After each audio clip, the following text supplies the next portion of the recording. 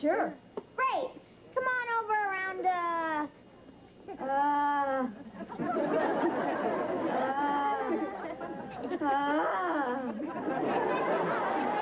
There's that new girl in school. I wonder if she's as nice as she looks. When they look that good, who cares? Well, if you're that interested, why don't you go and talk to her? Forget it. She's only been here 2 days. She's already shot down more guys than the Red Baron. Hi, my name is Karen Jennings. Hey! Hi. My name's,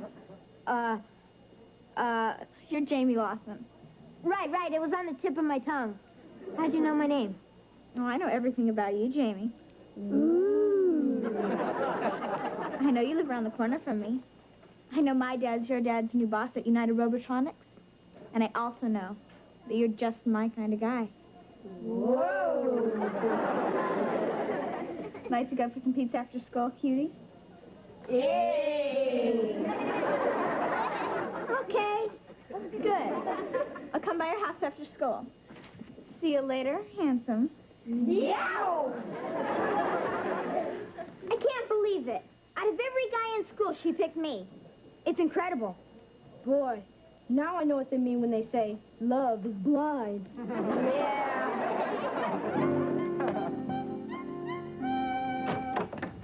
Hi, Annie. Oh, hi, hon. How was your day? Oh, it's fine. I went shopping with Vicky. I see. Did you put a big dent in the credit card? Well, it was more of a fender bender. Oh, but it was worth it. Look at all the great things that I got for her. Vicky, would you come out here, please? You like? Oh, I like. She's adorable, honey. Yeah, you know, I decided to mix up her clothes more like a real little girl. Yeah. Vicky, would you gather up these boxes, please? So, how was your day, honey? Well, it was interesting. We got a new vice president. Oh, somebody in the office got a promotion? No, somebody in the president's family got a promotion. His son, Harold Jennings. Figures. Have you met him yet? Only for a second. I was just another pretty face in the crowd. I got to figure out a way to get him to notice me. Well, you could always invite him over for dinner. Oh, honey, that's so obvious. I'd look like Brandon Brendel trying to suck up for a promotion. Oh, I see. And you prefer to suck up in your own way. Yeah. Hi. Aren't you just a little overdressed for pot roast? No, I'm having dinner out. I have a date. A date? Oh, with whom? A new girl in the neighborhood. The word fox comes racing to my lips. Sounds like the fox is going out with a wolf. The boxes are all picked up. Oh, thanks, Vicky. You can throw them away in the kitchen, please. Dad, can I have an advance of $10 on my allowance? You're already well advanced into the 21st century. Jamie, you should have thought about having enough money before you asked this girl out. Oh, I didn't ask her. She asked me. Well, then let her father come up with the $10. He sure could afford it. He's your new boss. My new boss? Harold Jennings' daughter? Yep, that's her, Karen Jennings. Here's $10, Jimmy. Well, Karen's gonna be here any second. I'm gonna go put on some cologne. Use mine. It's on top shelf. It's called Private Eye. One whip and she'll follow you anywhere. Kid, really? Joni, come on. I mean, what can it hurt, right? There must be Karen. Oh, Vicki, would you answer the door, please? Be charming and smile a lot. And you up. Hi, I'm Karen. Hi, I'm Vicki. I have to be charming and smile a lot. Hi, I'm Ted. I'm Jamie's dad, and this is Jamie's mom. Come on in. Hi. Hello. Nice to meet you. Hi, Karen. Hi, Jamie. I'm all ready.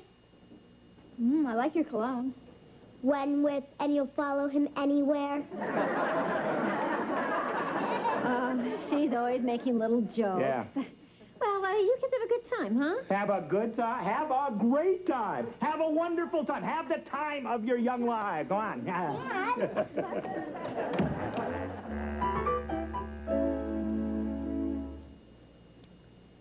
Juice, cereal, toast.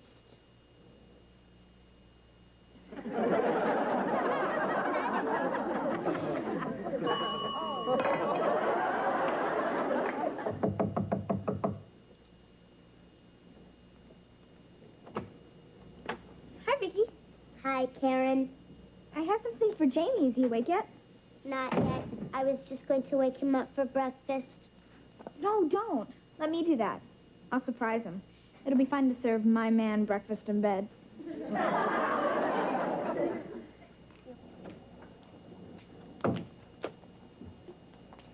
Time to wake up.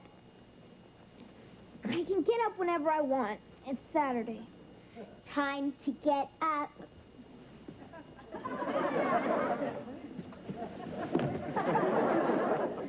Morning, sleepyhead. Hi. Karen! What are you doing here? I'm bringing you breakfast in bed. Cute stuff. Thanks. But first I better go brush my teeth. You know, morning mouth. Would you mind turning around and covering your eyes? Sure. I like modesty in a man.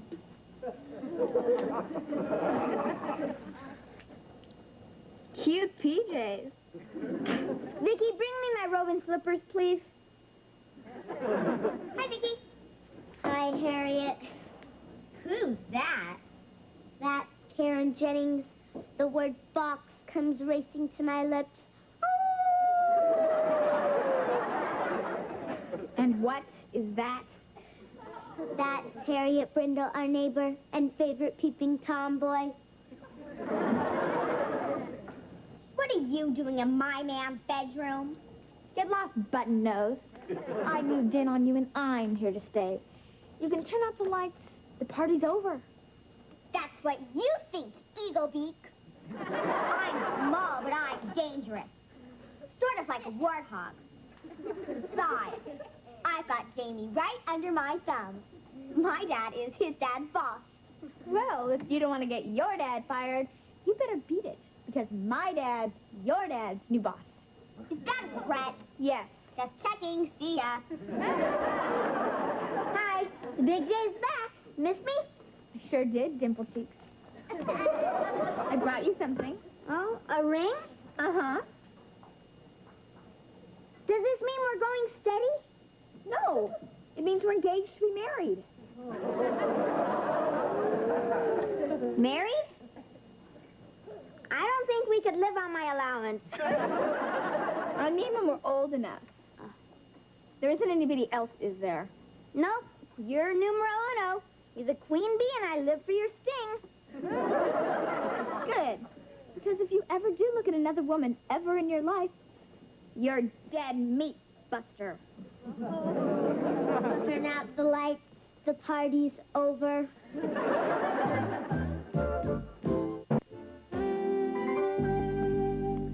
Hi. Reggie and the guys are coming over to play some basketball. See ya. Hold it. Back up the bus here. What about breakfast? Oh, I already ate. Karen gave me breakfast. Karen? She also gave him a ring. A ring? See? Well. She must like you very much. Huh? Well, you know, some of us have got it. Just so happens I'm full of it. Well, you can say that again. Well, does this mean that you and Karen are going steady? No, according to her, we're engaged to be married. Married. Keep up the good work, Jamie. Only problem is that the second she gave me this ring, she acted kind of pushy. Jamie. You see, occasionally women like to think that they're the boss, and sometimes we just have to let them have their fun. I gotta be at the golf course in 20 minutes. Oh, no, you don't. Back up the bus. You promised me that you would take out the trash and rake the leaves and mow the lawn. But, honey... Ted. Oh, all right. I'm just letting her have her fun. Want some more juice, boss? Yeah. Thank you, Vicky.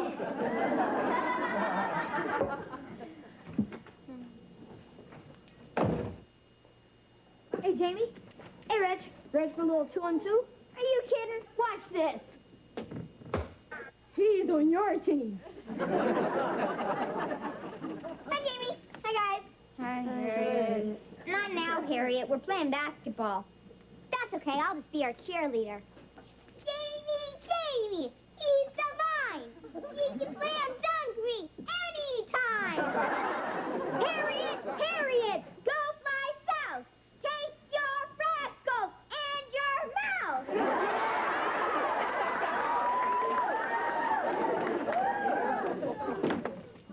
Hi. Ooh. Did you tell everybody the good news about us? What good news? Yeah.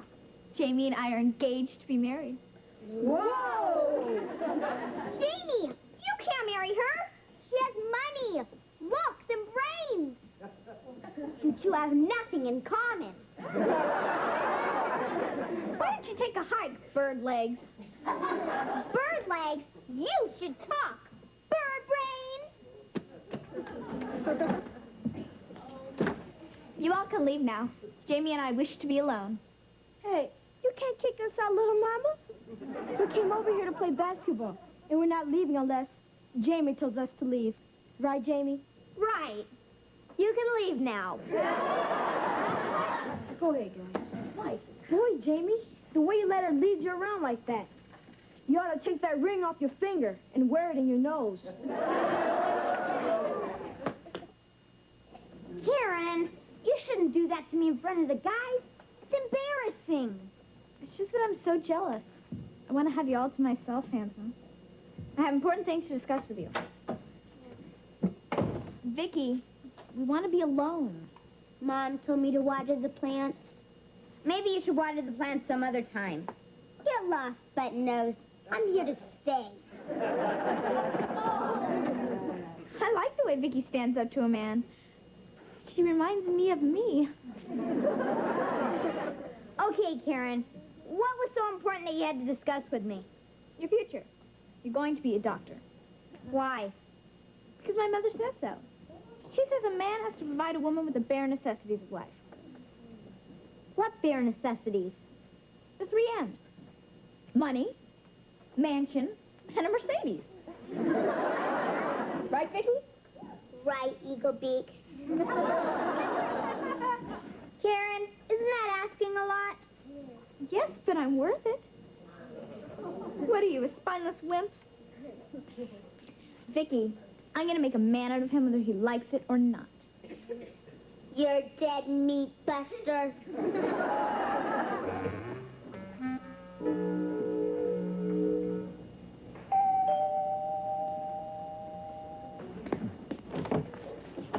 Morning, Lawson. Mr. Jennings, what a surprise. Please come in. Joan, I'd like you to meet Mr. Jennings, my new boss at the office. This is my wife, Joan. Well, it's nice to meet you, Mr. Jennings. Oh, Harold. And this is my wife, Cynthia. Mrs. Jennings. And who's this handsome young guy here? Introduce yourself to your father's employee. Hi, I'm my son, Chip. Hi, Chip. How you doing? We just dropped by to Pick up Karen. Oh, she's in the backyard with Jamie and Vicky. Who's Vicky? Oh, well, she's our daughter. As a matter of fact, she's just about your age. Why don't you go out there and introduce yourself to her? It's right that way through the kitchen. You're welcome.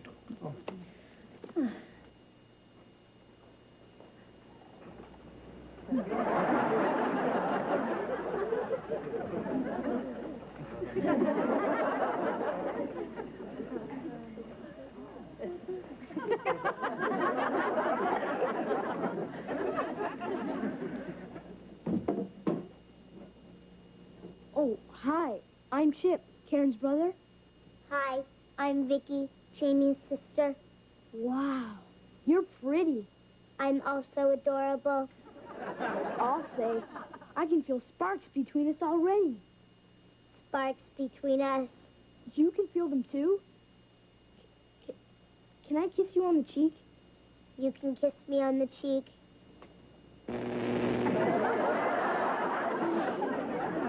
I think I've met the woman of my dreams. Hey, we were made for each other. Well, I guess we'll be seeing a lot more of each other now that we're going to be in-laws.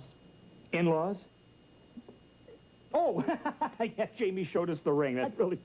Oh, it's so cute. I mean, they're talking like they're really engaged. Yeah. Well, the ring even looks real. It is. It's mine. We really must sit down one evening and talk about the wedding plans.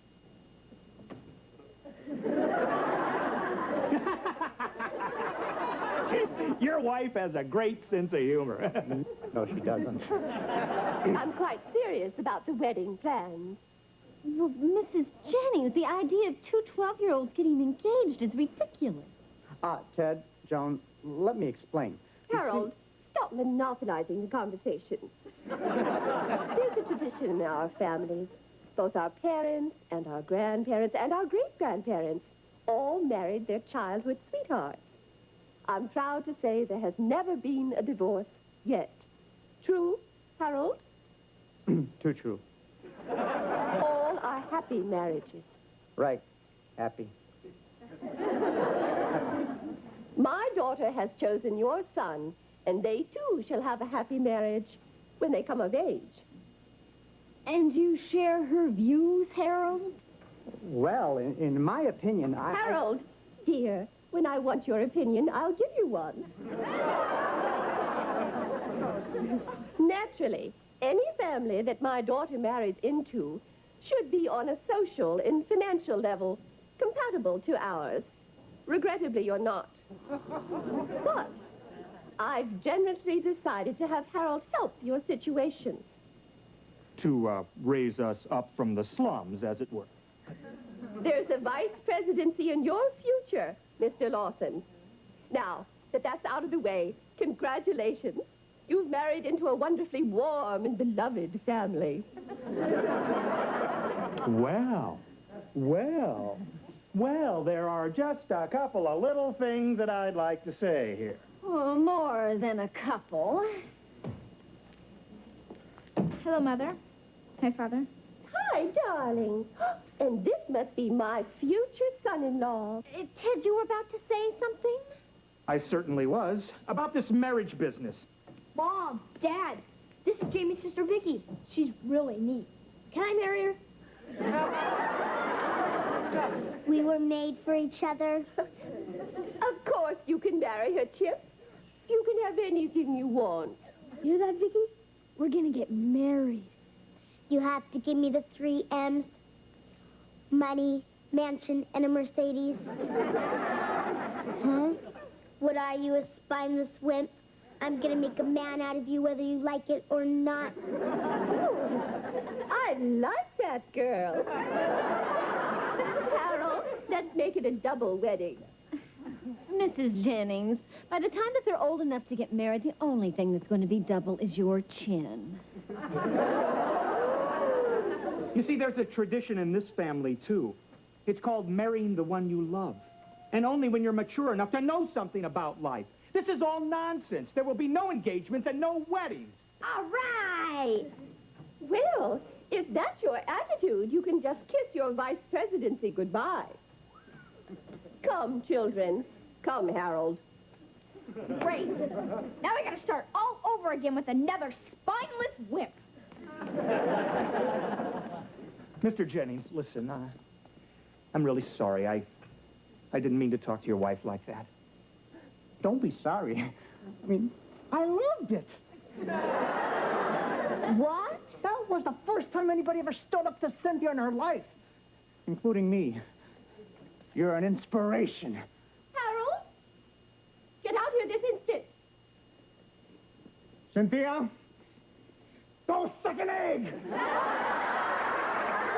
Boy, that feels good!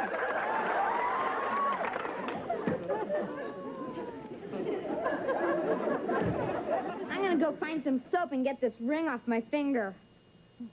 I can't believe a guy letting himself get henpecked like that. I mean, a man should be the strength of his family, the king of his castle, right? Yeah, and along those lines, how about you women taking out the garbage, raking the leaves, and mowing the lawn for a change? Kid, go suck an egg.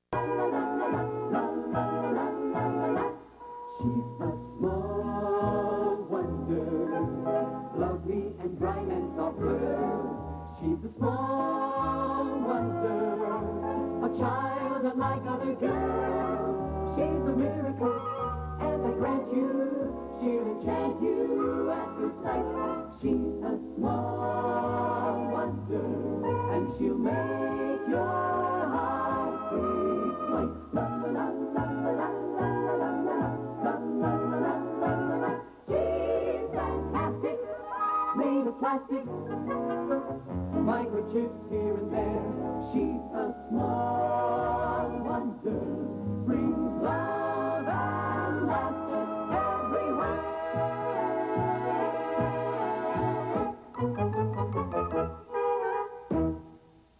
It's their turf. It's their...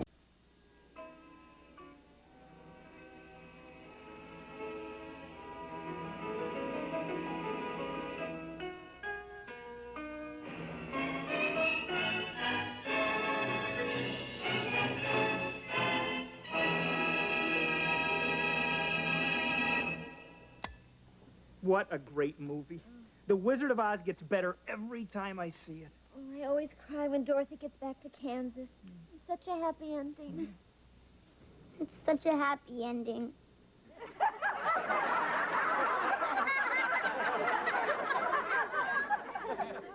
Vicky, stop. I like the Wicked Witch best. The Wicked Witch. And your little dog, too.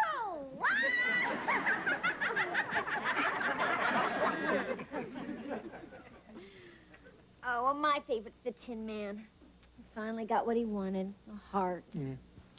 What is a heart? A heart? Well, a heart is where people store their love. Do I have a heart? I know, but that's an interesting idea, Vicky. If I could give a robot a heart, I would win the Nobel Prize. And then the movie of my life would win an Academy Award for Robert Redford. You mean Rodney Dangerfield? I get no respect around here, I tell you. I'm not programmed about people storing love in their heart. What is this thing called love? Oh, love is a many-splendored thing. Love is never having to say you're sorry. Vicky, love is when you like a girl and you're always buying her stuff and you go broke so she goes to the dance with some rich kid. Love is stupid. No, it's not, Jamie. And one of the things we do to show our love, Vicky, is giving. Well, for instance, I love Dad, so I gave him his watch. And I gave your mom that ring out of love. Mm-hmm. And also this very beautiful heart-shaped necklace. This very beautiful, full-carat diamond heart-shaped necklace. Well, diamonds are a girl's best friend. And, Vicky, we gave you that bracelet because we love you. Jamie didn't give me anything. He doesn't love me. Of course he loves you. Jamie, give Vicky something. Okay, here's some bubble gum, Vicky. I think I'll go to the dance with some rich kid.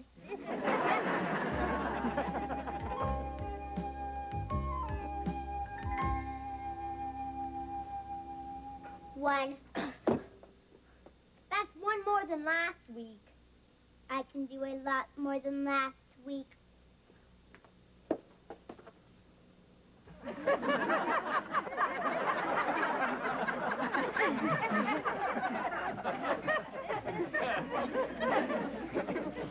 Stop it, show off.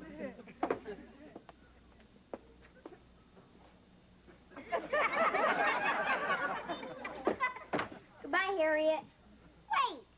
Don't you want to do some more pull-ups? I'll be happy to hold your shirt. You big hunk of sweaty beefcake, you. Harriet, why don't you go home and tell your mother to hose you down?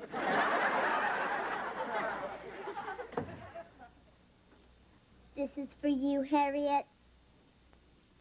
How much? I give it to you because I have love in my heart for you. This is trick. Are we on candid camera or something? That is giving. I also give you this. Hey, thanks. Don't you love my other foot too? I have love in my heart for your other foot too. You know, Vicky, this could be the beginning of a beautiful friendship. How'd you like to be my best friend? I never had a best girlfriend before.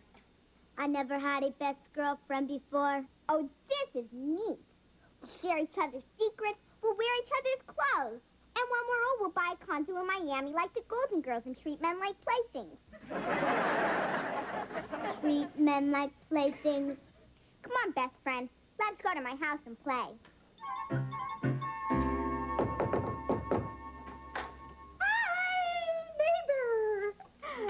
Look what I baked for you. A cookie. Huh? See, I never eat just before dinner. Oh, it's just one little cookie. It couldn't hurt. I baked it specially for you. Come on. All right. You see, it's my own special recipe. The secret is in using the whole lima bean and a cupful of lard.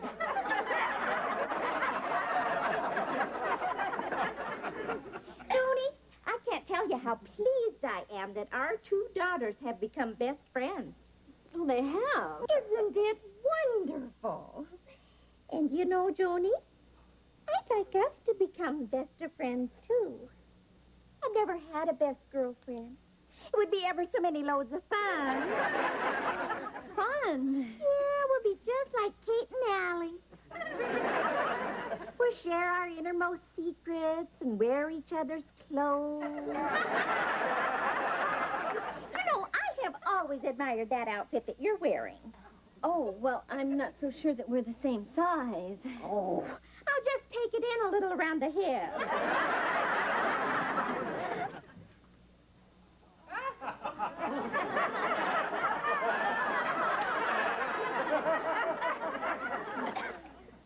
We are best girlfriends.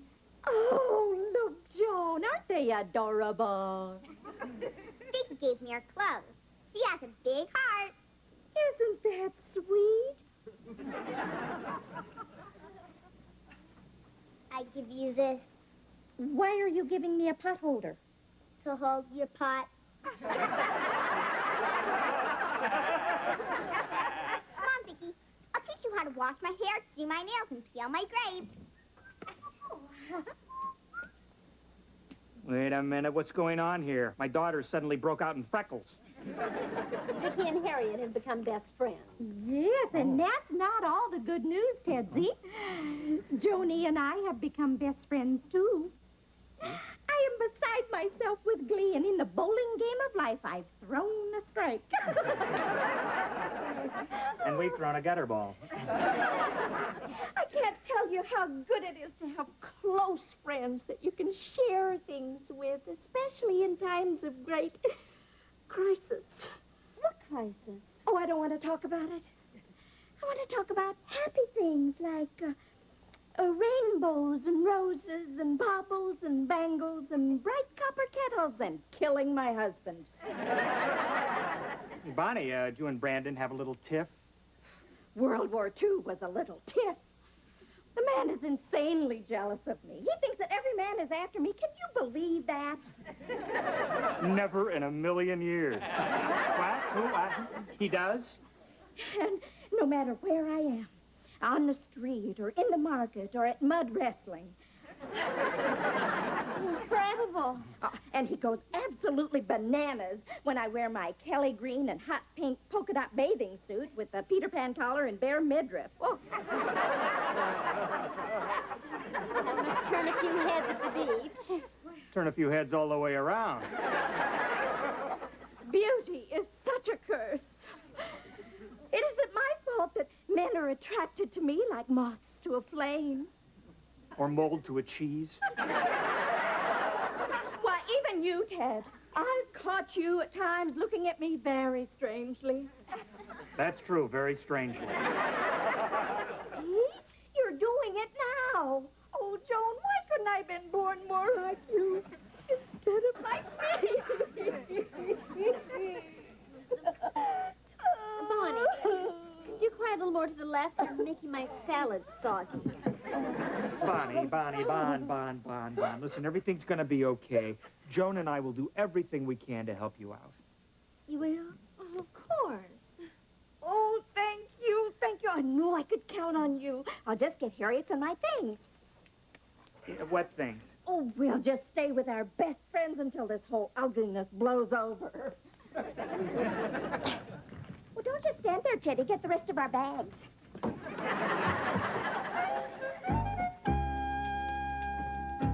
Fox searched long and hard for the right name to call. I can't tell you how grateful I am to have friends like you. You're like a welcoming port for a lost ship on the stormy seas of matrimony. So how long is the barge planning to dock with us? Just until I get a good divorce lawyer. I'm gonna sock it to that sleazeball so hard, even his teeth will be in my name.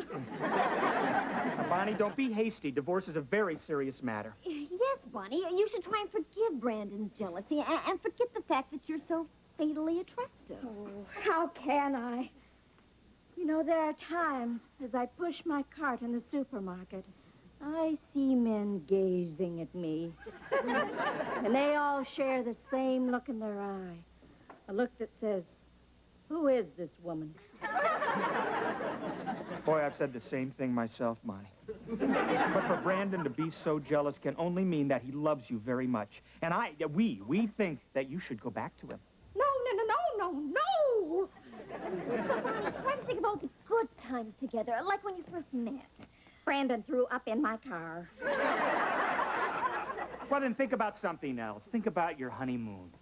I threw up in my car. Bonnie, every marriage has its ups and downs. You should feel lucky to have a husband that loves you so much. Well, he has a funny way of showing it. But do you love him? Well, I have a funny way of showing it, too. At night, I get up and tie his pants in knots. Isn't that cute? Boy, that's adorable, Bonnie. Listen, Bonnie, just count your blessings. You know, you have a lovely home and a lovely daughter who will someday have all of her teeth. True. And I bet Brandon's at home right now, anxious to kiss and make up if you just give him the chance to. Oh, go home and give it one more try. Well... Come on, do it for us. Do it for your two best friends in the whole world, huh? All right, I'll do it for my two best friends in the whole world. Oh, good, and we'll bring these suitcases over later. Oh, thank you, dear friend. And you just pick up the phone if you ever need a favor that won't take me out of my way. Why don't we play a game? Let's play secrets. Best friends always tell each other secrets. Okay, Harriet, I've got 2 secrets for you. My first one is, I'm insanely in love with you. You are? Yeah. And my second one is, I'm insane. Now, how about go my best friend. I am your best friend. Well, let's play hide and seek, Harriet. You love that game. Yeah, but last time I did, I didn't see you for 3 days. Yeah. But now I got Vicky to help me find you. Well, when I find you, I'll kiss you on the cheek. Okay, Hot Lips. I'll be in the hall closet. You're splitting up me and my best friend. Vicky, we'll never get rid of Harriet if you keep giving her things. She's selfish and she's taking advantage of you. She's taking advantage of me? Right. So we're gonna turn the tables.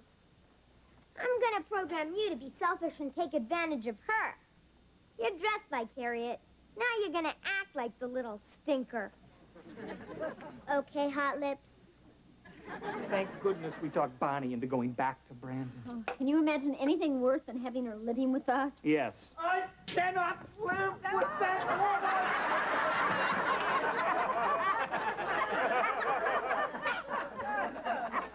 Having Brandon live with us. Brandon, what happened? The woman is insanely jealous of me. She thinks every woman I see wants to get her hands on me. Some men do, too. It's not my fault that I am irresistibly attractive to women. It's just the way I am. It's the way I walk, the smell of my cigars, the cut of my clothes. A man who looks good in a leisure suit is hard to find. That's you, Tom Selleck in polyester. See, Bonnie even insulted the Avon lady. Bonnie said, oh, yes, there's ding-dong on her lips, but hanky-panky in her eyes. But, Brandon, think of all you've got to lose. Think of all the good times, like when you first met. She spent the entire evening cleaning the upholstery in her car. Well, think of your honeymoon. I spent the entire evening cleaning the upholstery in her car. Brandon, look, don't do anything you'll regret. Think of what you have. You have a lovely home and a lovely daughter and a clean car. Bonnie loves you so much. Yeah? She has a funny way of showing it. She...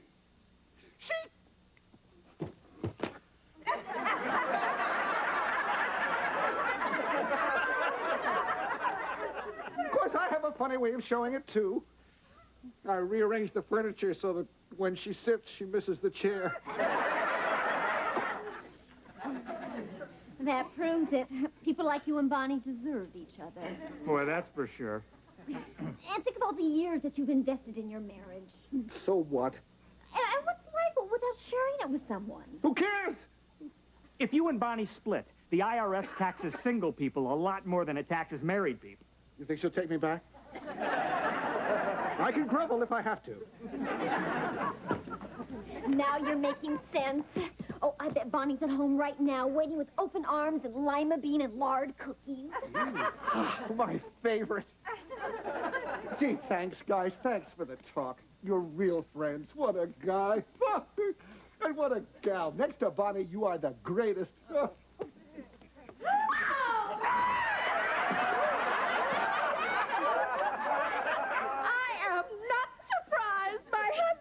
My best friend. What? Is nothing sacred? Bonnie, wait! It's not what you think! She seduced me!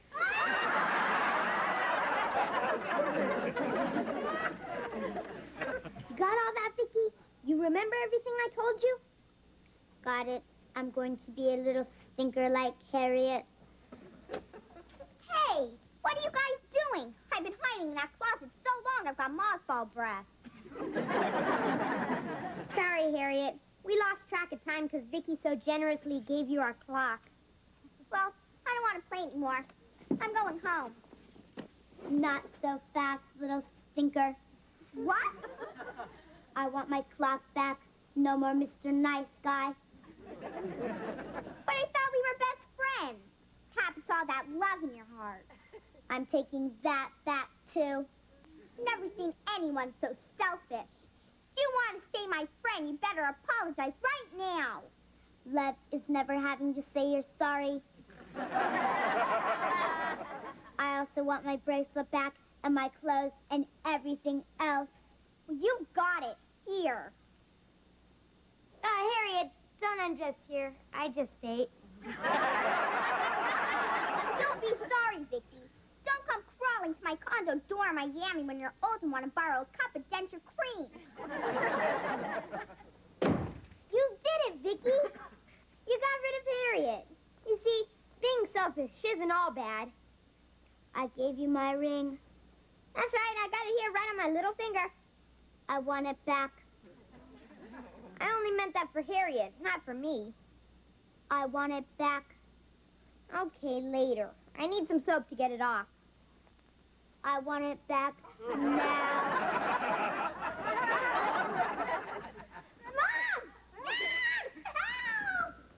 Hey, what's going on here? Knock it off. Vicky, get off of him. What is going on around here? First, Harriet tells me that she had a fight with Vicky, and now you two are fighting. Why?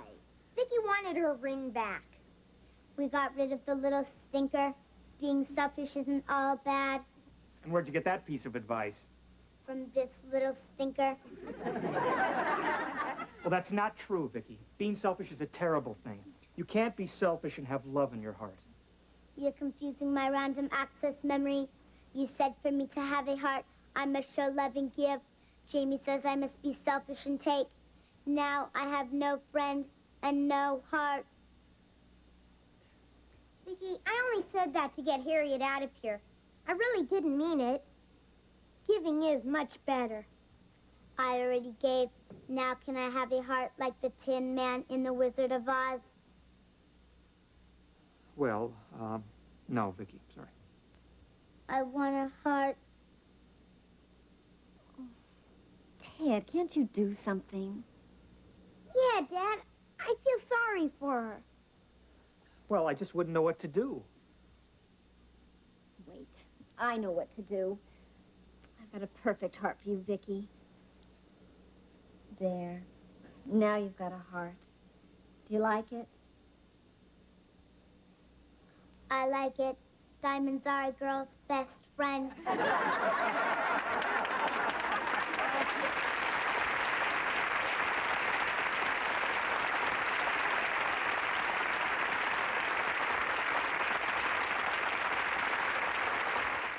Do you know me? You may not recognize me without my hair. She's a small wonder, lovely and bright and soft curls. She's a small wonder, a child unlike other girls. She's a miracle, and I grant you, she'll enchant you at first sight.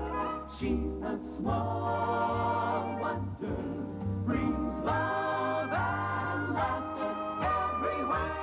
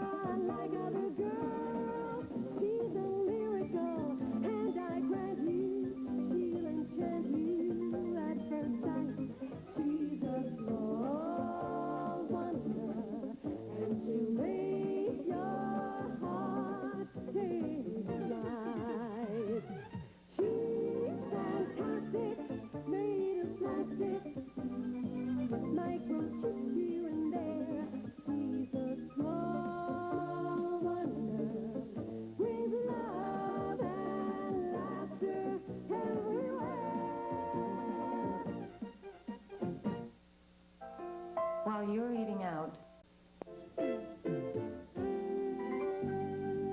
Watch this, Vicky.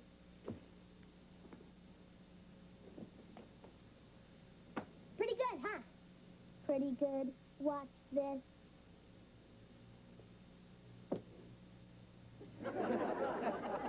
Pretty good, huh? Big deal. Any robot can do that. Vicky, come down from there before you fall on your plastic little robot. Jamie, I thought I told you to finish your chores before you started to play. And how about clean up this yard? I can't clean the yard, Mom. The broom's not here. your broom? Someone just threw it over the fence. I was showing Vicky how to throw a javelin. Well, if anybody knows how to throw it, it's you. Now get to work. Can I help? No, but when I'm done, I'll give you the broom to fly home on. My. You're certainly a grumpy bear, which I find very attractive in a man. The grumpy bear hates doing chores. Who doesn't? Our parents do all the bossing around, and us kids do all the dirty work. We're nothing but cheap labor. When I complain, my mom sends me to my room without dinner. That's terrible. Not really. Such an awful cook. Sending me to my room without dinner was my idea. Anyway, it'll be different when you and I are married, Jamie. We'll be the best mom and dad on earth. Harriet, if you and I ever get married, it'll be because we're the last mom and dad on earth. I can wait. Bye.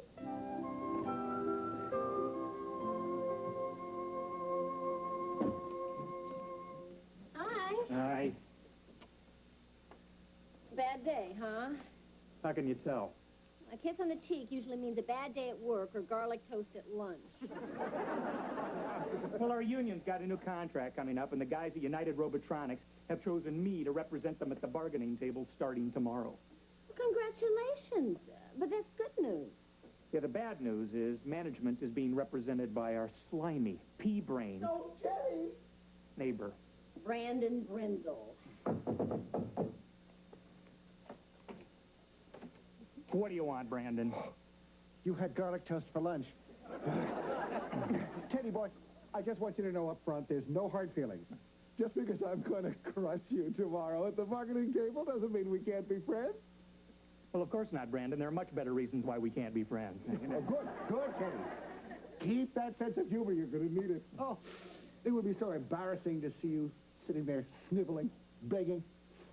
I've seen that pathetic side of you, but the others haven't. Bye. I just can't believe that management picked that ninny to represent them. Oh, honey, I'm sure you'll handle him just fine. And you know what? You give me a great idea. I've been looking for an exercise to use in my class for American government. And what is more American than a labor union? Well, that solves your problem. But what about my problem with Brandon? I mean, how am I supposed to negotiate a raise with a man who is so cheap his guest bathroom has a pay toilet?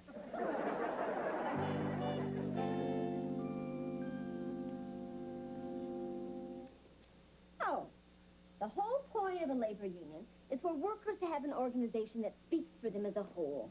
And then they can go to management and bargain to improve working conditions. So, tomorrow I'll be the management in our exercise, and you'll be the labor union, and we'll negotiate. Yes, Jamie? What are we going to negotiate? Oh, I thought the class could decide on some things that they feel would make their lives better here at school. And I mean serious things, all right? Oh, and you also need to pick someone to represent all of you at the bargaining table. All right. I'll see you all tomorrow. Hold it. Attention, please. Fellow union members, if you really want to stick it to the management, I nominate a man to negotiate for you who's intelligent, fearless, and a great-looking jock. I nominate me. If anybody knows how to throw it, it's Jamie.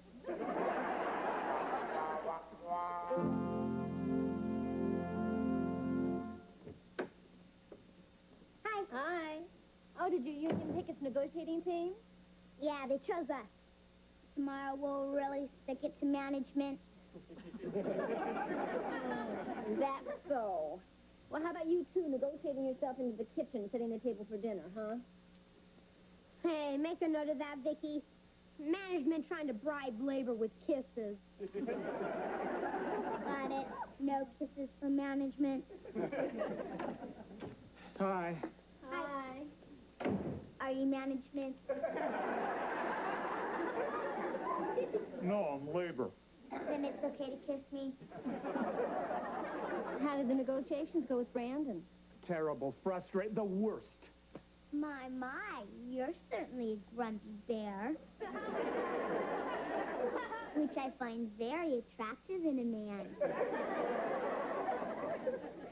Well, it went pretty much as I expected. I presented our demands, and Brandon sat there breaking pencils with his teeth. So I tried to slip in a metal letter opener. Dad, do you mind telling me some of your bargaining points? I'm doing a little research for my class. Oh, well, we're asking for a 10% pay hike, a 3% increase in profit sharing, and a better health and dental plan. What did Brandon say to all that? Well, in his own mature way, he said... What does mean? It means kiss off. I'll make a note of it. I'll get it. Oh, no, you don't. You've got your after-school chores to do. Get into the kitchen. Looks like management sticking it to us. Hi there. Hi, Jody. Well, you put on a pretty good show today, Teddy. I almost caught myself listening once. Brandon, I know you were listening because I heard my words echoing in that Grand Canyon between your ears. Funny. Listen, Teddy, play ball with me in these negotiations, and one of these days you'll be management like I am. Brandon, are you hinting at a bribe? No, I'm coming right out and saying it. Listen, just accept what I have to offer. We'll get everything over quickly. You'll be a hero. Huh? Well, I think it'd go just as quickly if you accepted everything I had to offer, then you'd be a hero. Not a bright one, but a hero. Gee, I never thought of it like that. Well, when you put it that way, just let me say this. Speaking for management...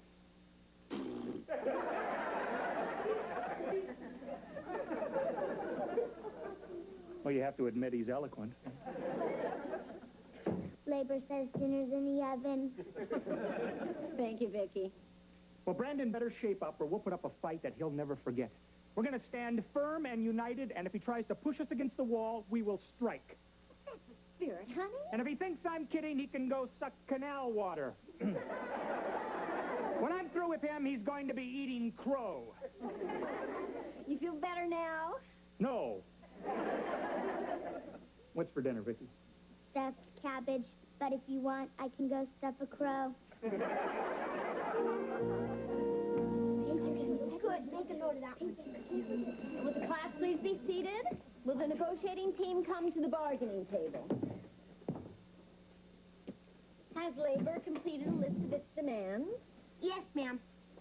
And remember, you're negotiating with that cute little bundle from heaven you used to burp. Vicky, read our demands. Labor's demands are as follows. We want a longer lunch period, a candy machine in the classroom for emergency energy purposes, a 48-hour warning before any surprise quizzes, and no term paper longer than 5 pages. Make that 2 pages. And last, we'd like to have a place to keep our pets while we're in school. Now, class, settle down. I thought I instructed you that I wanted these to be serious demands for this exercise, not frivolous things. They are not frivolous. Frivolous. Frivolous is an adjective meaning silly. Is management telling labor that pets aren't important to kids? Well, I really don't think that... Adults have daycare centers for their kids. Why can't we have them for our pets at school? Now, class, that's enough. Management has no intention of giving in to these demands. What is labor's reply? Labor's reply is... Are you sure that you're speaking for your entire union? Union? Well, it's obvious that labor is not intending to negotiate seriously. The meeting is adjourned. You may return to your seats. If management thinks labor won't put up a fight, then management can go suck canal water. We'll put up a fight management will never forget. Yeah! So, we're going to stand firm and united, and if they try to push us to the wall, we'll strike. Strike! Strike! Strike! Strike! Strike! Strike! Strike! Strike! How would Lee Iacocca handle this? It was one of the most talked about X-Files ever. I'm home. awfully early. I could have stayed home all day for all the good I did at the negotiating table. Is Brandon Brindle still being stubborn? Completely. He is so infuriating. When I asked for a 10% wage increase and a decent dental plan, he countered with a 10% cut and a reminder to floss between meals. Well, what are you going to do about it? I'll show you. You're on strike? Didn't have any choice. It was either walk out and strangle the company or stay in the room and strangle Brandon. You sure you made the right choice? Well, at least you're not the only one. There's a strike at my school today, too. The teachers went out on strike? Not the teachers, my students. The whole class walked out. You're kidding. Well, you wanted to teach them about labor unions. Hi, Dad. What's the sign for? Oh, my company's on strike. I've got to go picket the plant tomorrow. We're on strike, too, Dad. Management can go stuff crow. That's carrying things a little bit too far. I mean, I don't think kids should be striking at school. You listen to your father. But I'm with you in principle. But not when he's wrong. The right to strike is one of the building blocks of a free society. And it's a free society that's made me what I am today. Unemployed. I'm glad you feel that way, Dad. Because I wrote down some things that Vicki and I would like to negotiate with your mom. What do you mean? Well, we do the chores around here, so that makes us labor. You give the orders, so that makes you management. Vicki, read our demands. I don't believe this. Believe it. Labor demands an extra hour of TV every night, a modest $5 a week raise and allowance, and no more broccoli. That's it. Short and sweet. I'm afraid we can't let you stay up an extra hour. You wouldn't get enough rest for school. Yeah, and as for your allowance, you already get enough to cover your basic needs. Video games, comic books, and Slurpees. Well, what about the broccoli issue? Broccoli's nutritious. It's good for you. It's yucky. I'm with her. Sorry, it's no on all three demands. Okay. If management won't negotiate with labor, then labor has only one thing to say. What's that? I think that's self-explanatory. We're on strike.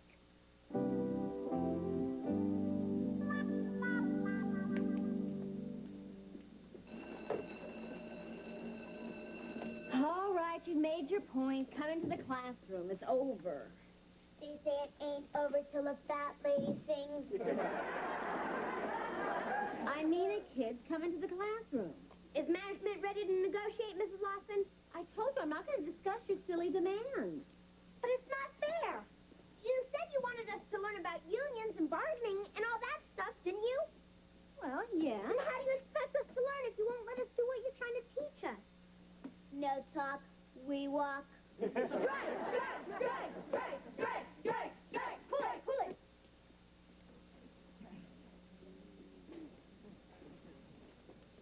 Mrs. Lawson, I realize I'm only the principal of the school, but may I ask why your class is picketing in the hall?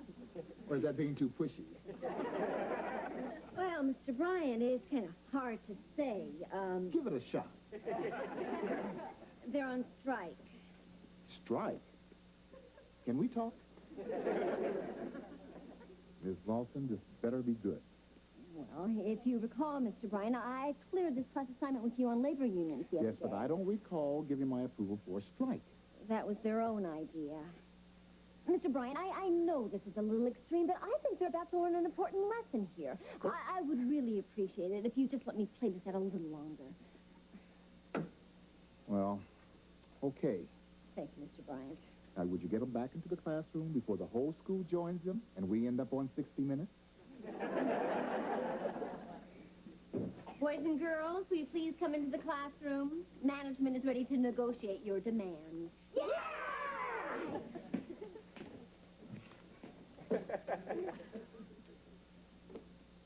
Come on in, Vicki, it's over. I ain't stopped until the fat lady sings.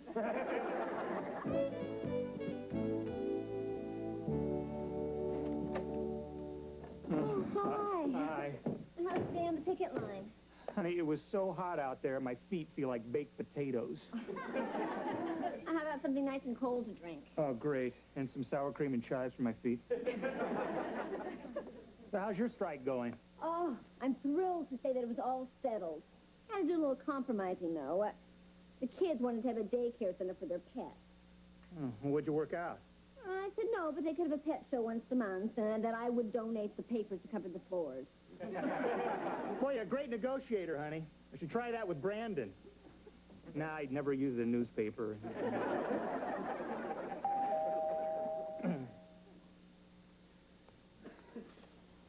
Hi there. Oh, you look terrible. Rough day on the picket line? Brandon, if you're not talking to me at work, I'm not talking to you at home. Now, Teddy, Teddy, Teddy. Don't Teddy me. I'm not talking to you. Don't be a pig-headed fool. This strike is all your fault. Yeah, well, how about hitting the road, jerk? What are you calling a jerk, you toad? Okay, you're not a jerk. You're a jackass. Why, you worm? That's an insult. Yeah, to the jackass. And who you calling a worm? Hey, I'm your boss. I can call you anything I want. You're nothing. Oh, great job. Boss over nothing. Oh, come on. Will someone tell me what's going on here? The jackass told the toad to strike with the toad's fault, so the pig-headed fool told the jerk to hit the road. Vicky, why don't you go outside and play with Jamie while I talk to the animals? Brandon, why did you come over here? Because I'm a sensitive, caring man. I felt terrible sitting up there in my office, all air-conditioned and cool, raking in the big bucks. Teddy's out on the hot bricks, starving to death. Well, I never knew you cared that much about Ted. I don't, but who wants to live next to starving people? It drives down the property values. Let me remind you of something before you go, big heart. Whatever happens to me happens to you, too. Yeah. If I starve, you starve, too. Fine. Fine. What do you mean I starve, too? Just what I said. If labor's out of work, then management has no one to manage. You'll starve to death with the rest of us peasants. Nice bluff, Teddy. Let's negotiate.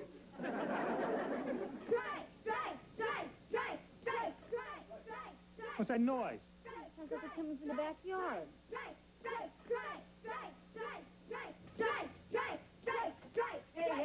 Hey, cool it. What are you kids doing picketing out here? Well, we didn't want to picket in the front and embarrass you with the neighbors. Harriet, what are you picketing for? Because I want to negotiate my chores and allowance like they're doing. Oh, forget it. I'm your father. I'm telling you right now, knock it off. Okay, and I'm your daughter. And I'm telling Mother where you pinched the cleaning lady. Daddy's little crumb cake. I tell you what, why don't we negotiate this over a big bowl of ice cream? I'll see you later, Teddy. We can finish our negotiations tomorrow. They're only about money. And ours are about life and death, too. Now what about our negotiations, Dad? Okay, let's go inside and work things out.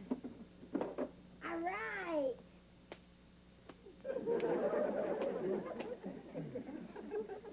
Joni, while we're hammering out our new contract, would you make us something to nibble on, please? Why am I always the one to get the refreshments? Because you're a mom. That's your job. For which I'm overworked and not paid. You know, I'm tired of being taken for granted around here. The kitchen's on strike. What? And as for you, you'll have to negotiate any other room in the house. Got the picture? Joni, come on. Let's be reasonable here. Wonder what Dad's gonna do now that Mom's mad at him. He can pinch the cleaning lady.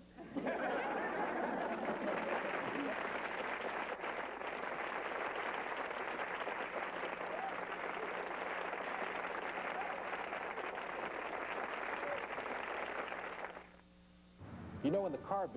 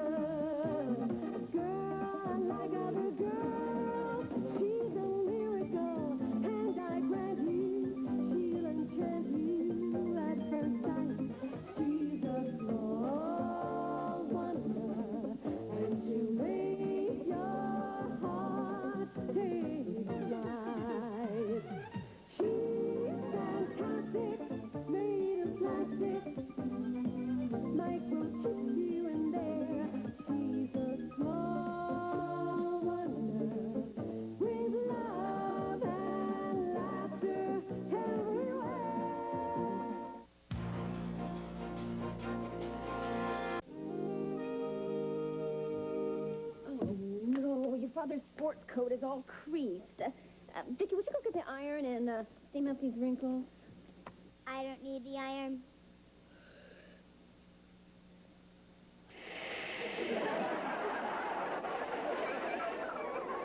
No wrinkles. Oh, terrific.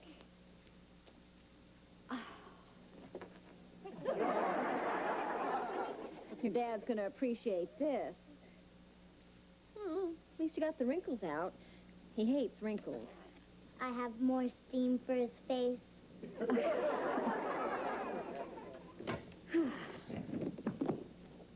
Oh, no. Well, I should use the bigger suitcase. Vicky, how about using your robotic skills to close this darn thing? Use my robotic skills.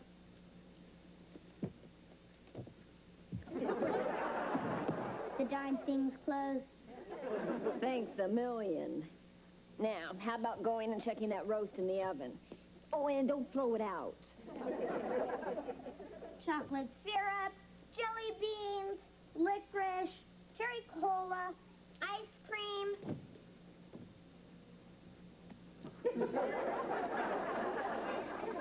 You're not supposed to snack between meals. This isn't a snack. It's my vitamin drink. You forgot something. What? The vitamins. No, I didn't. There. I feel healthier already. Vicky, get the door, please.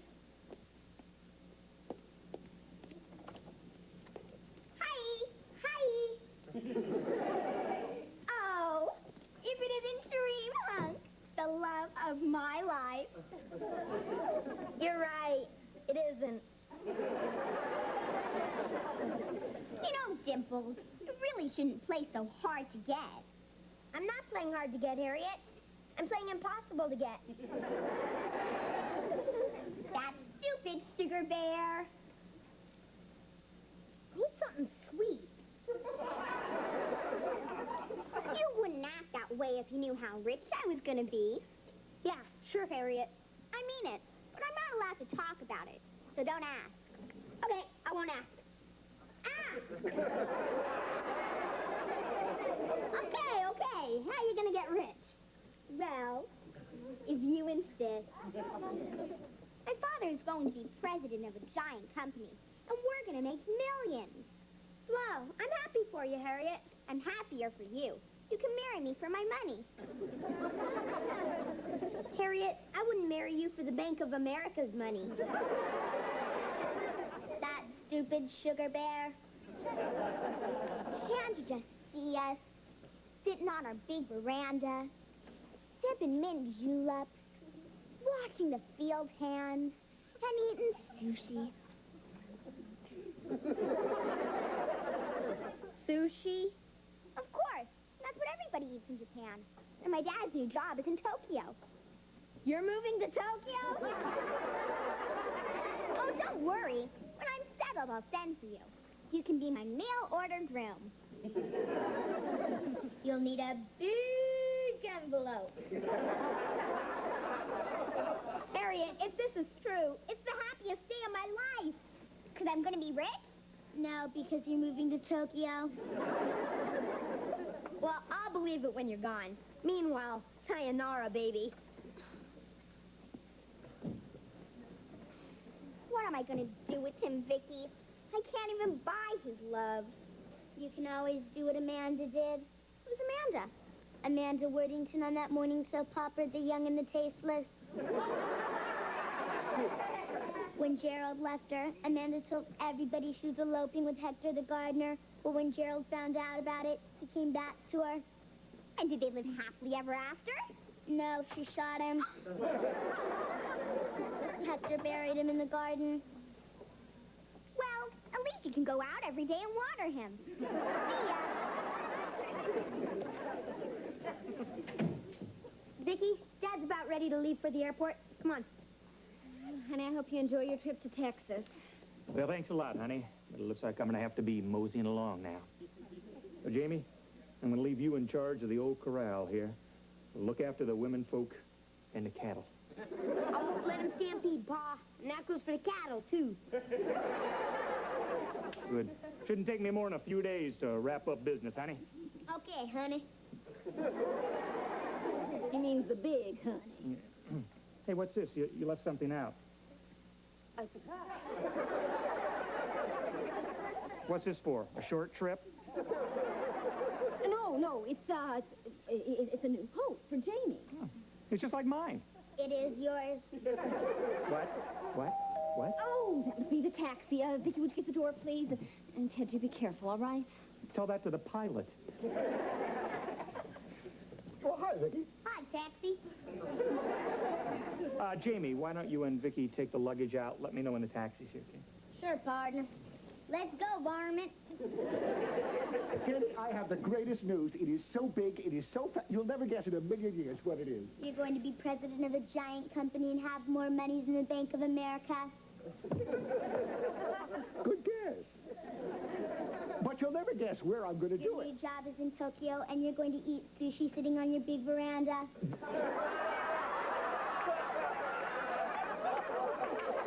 I get it. My little Harriet was here. Your little Harriet with the big mouth. Oh, are you really moving to Japan, Brandon? That's right. But I wanted to tell you myself so I could see the blood drain from Teddy's face. You just came over to make Ted jealous. Of course. What's the fun of getting a great new job if you can't stick it to your friends? Well, I got news for you, Brandon. We couldn't be happier. You really happy for me? No, for us. Whoa, funny. Try not to be too envious, Teddy. Envy can give you an ulcer, I hope. Well, I hate to gloat and run, but a representative from my new Japanese company is flying over to meet with me. It is such a burden being so important. You're lucky, Teddy. You'll never know the feeling.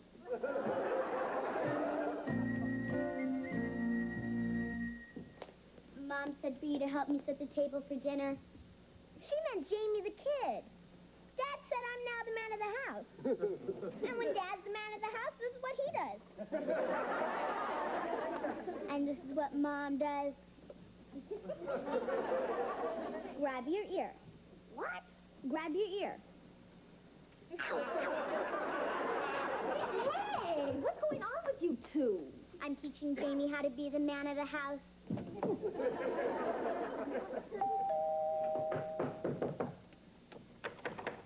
Oh, Jody, this is a disaster. It's an emergency. You've got to help me. Well, Brandon, what's the matter? Oh, it's terrible. Mr. Saito, the Japanese executive, is waiting in his hotel now for me to pick him up. Oh, and your car broke down? Oh, no, I have car trouble, too. Brandon, what happened that was so terrible? Well, I'm supposed to pick up Mr. Saito at his hotel, bring him to my house to meet the family, have the final interview. Bonnie and I had a fight, and she just moved out to a hotel, taking Harriet with her. Oh, I'm sorry. That is terrible. I'll say she's probably ready to sweep. Brandon, if it would help, then I'd be happy to go and have a talk with Bonnie for you. There's no time. Mr. Saito's waiting for me now. Well, how can I help? I need to borrow something. Sure, what? Your house. My house? Just for an hour. See, the Japanese are very family-oriented. I can't let Mr. Saito find out that Bonnie and I are fighting. Suppose she came home in the middle of the interview and tied my pants legs in a knot. Well, I'm sure she wouldn't do that. She does it all the time. With me in them. Well, Brandon, I don't... Please. Oh, please, I'm desperate.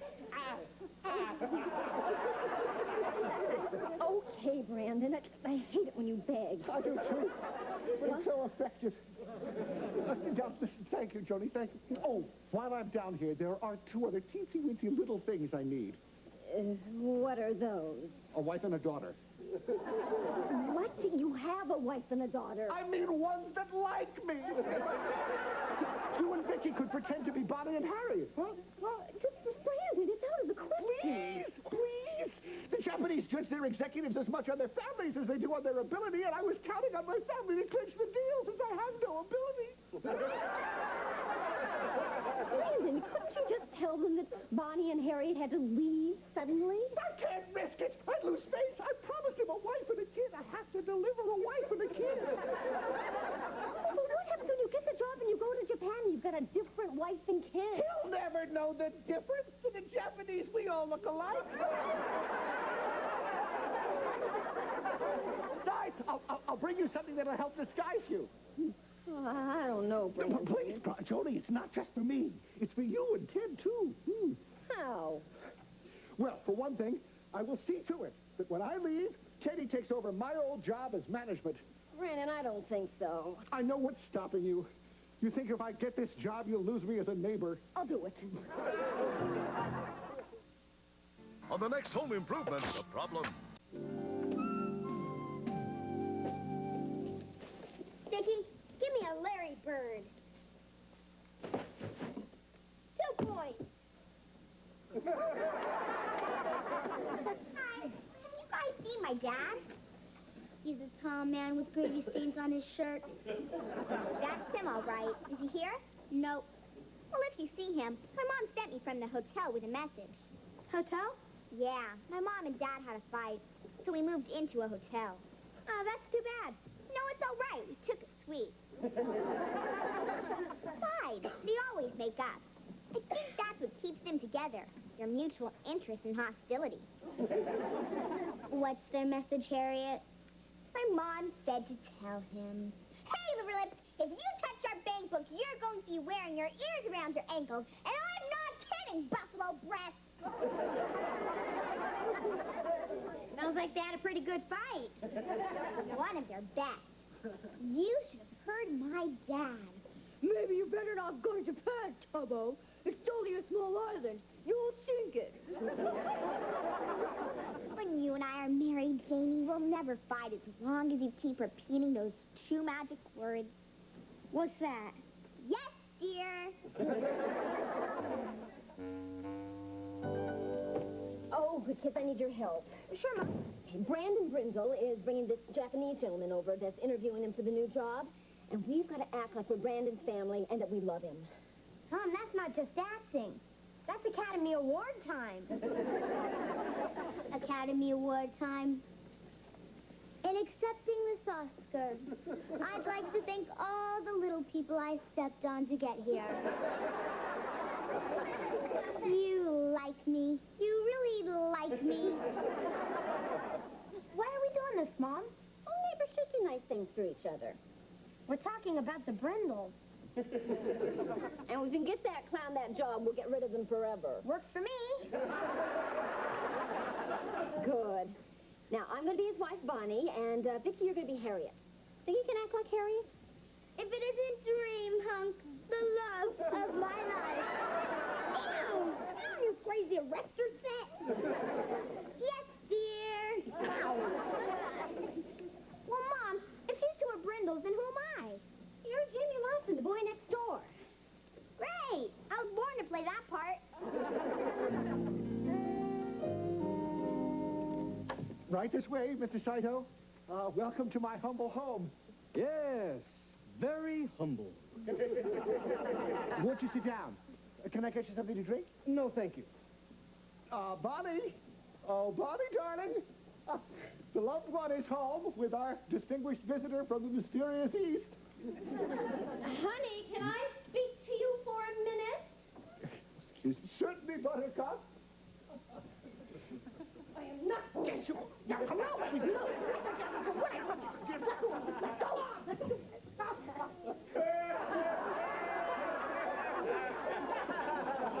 Here's my little lotus blossom. Mr. Saito, I'd like you to meet my adoring, obedient wife, Bonnie. I'm pleased to meet you. I'm honored to welcome my husband's guest into my home.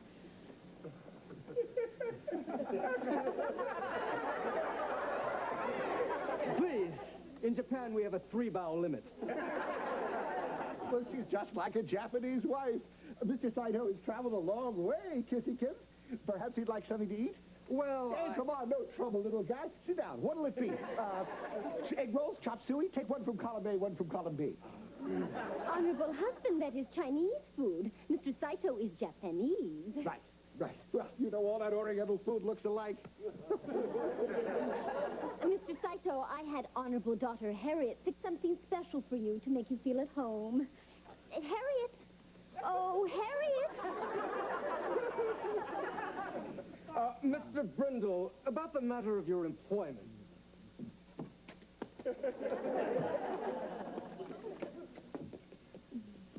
Where would you like me to put this, Mama Son? Right on the table.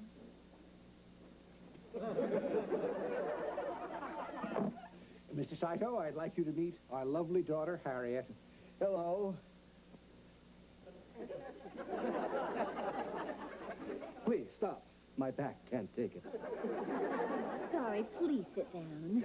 Why don't you sit at my feet, dear, the way you always do? Well, I really don't... See? Just like a Japanese wife. Ooh, if I asked my wife to do that, she'd kill me. Well, what have we here? What is it?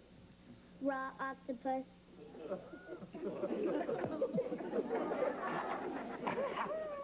You have a lovely family, Mr. Brindle. Did you hear that, my little rice cake? The jewel's in the bag. Harriet, someone's at the door. I'll get it, buffalo breath. An American term of endearment. Hi. Why are you dressed that way? To help the clown get the job. Oh, look, it's the cute little girl from next door. Oh, there you are. I just came by to tell you that Mom's home. They delivered the Minky Center, and she forgives you, and is waiting for you all perfumed, powdered, and puckered. Her mother's puckered for you? Neighbors should do nice things for each other. Get that, will you, Harriet? Okay.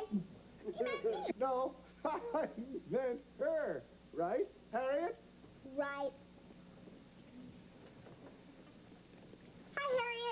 Hi, Harriet. I mean... Oh, look, Vicky, here's your brother, Jamie Lawson, from next door. Oh, Jamie, I'm so glad you're here. It seems that Vicky is a little confused here. So why don't you and Harriet take Vicky into the kitchen and get things straightened up, okay? Sure, Mom. I mean, Mrs. Brindle. Come on, sis. Let's go have a little talk. I'm not moving until someone tells me what's going on here. If you don't get into the kitchen, you'll be wearing your ears around your ankles. Interesting household. Well, I'll get the door, husband, son. Surprise!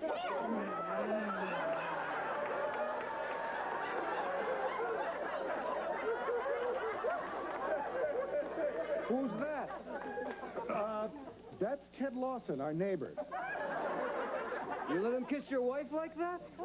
It's the least I could do. Last week, he jump-started my car. Looks like he's jump-starting your wife. My flight was canceled, and I forgot my key, and why are you dressed like Madame Butterfly? Well, my husband, Brandon, here and I are entertaining Mr. Saito, who's interviewing him for a new job so that he can go to Japan. Understand? Completely, Mrs. Brindle. Mr. Saito, you couldn't find a better man for the job than Brandon. I agree. I think he will make an excellent president of our new company. You hear that? I got the job! However, our honorable chairman thinks his honorable son will make a better president. What? That's what I came over to tell you, Mr. Brindle. No, why would he do that? I guess that's why they call Japan the land of the rising sun. Well, I guess I must be going. It's been nice meeting you all, and thank you for a most inscrutable evening. Ciao. Sorry things didn't work out for you, Brandon. You don't know how sorry we are, Brandon.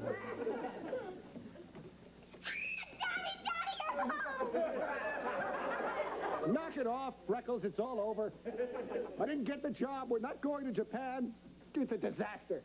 Well, at least your lovely wife is back home. That's 2 disasters in one day.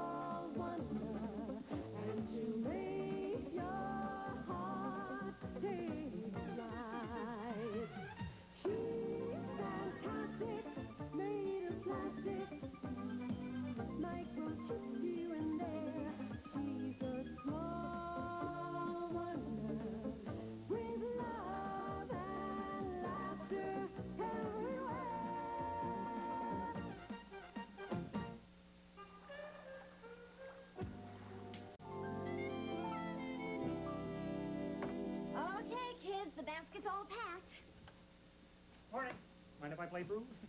Hey, you going on a picnic, huh? Boy, that sounds like fun. See you later. Have a good time. Hey, hold it right there, Jocko. Oh. Where do you think you're going? Fishing.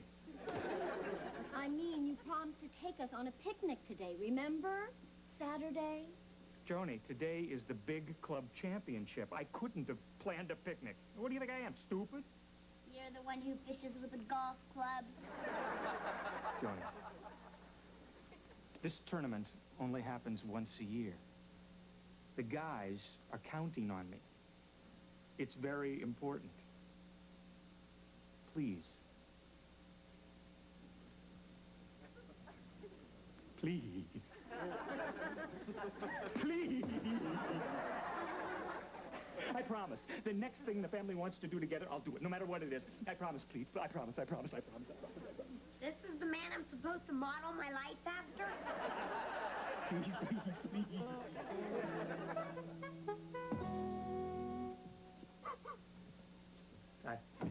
So what do you think, honey? You think the trophy will be noticed up here, or, hey, maybe I should put it over the mantle in the living room, huh? Why don't you just hang it on the front door as a knocker?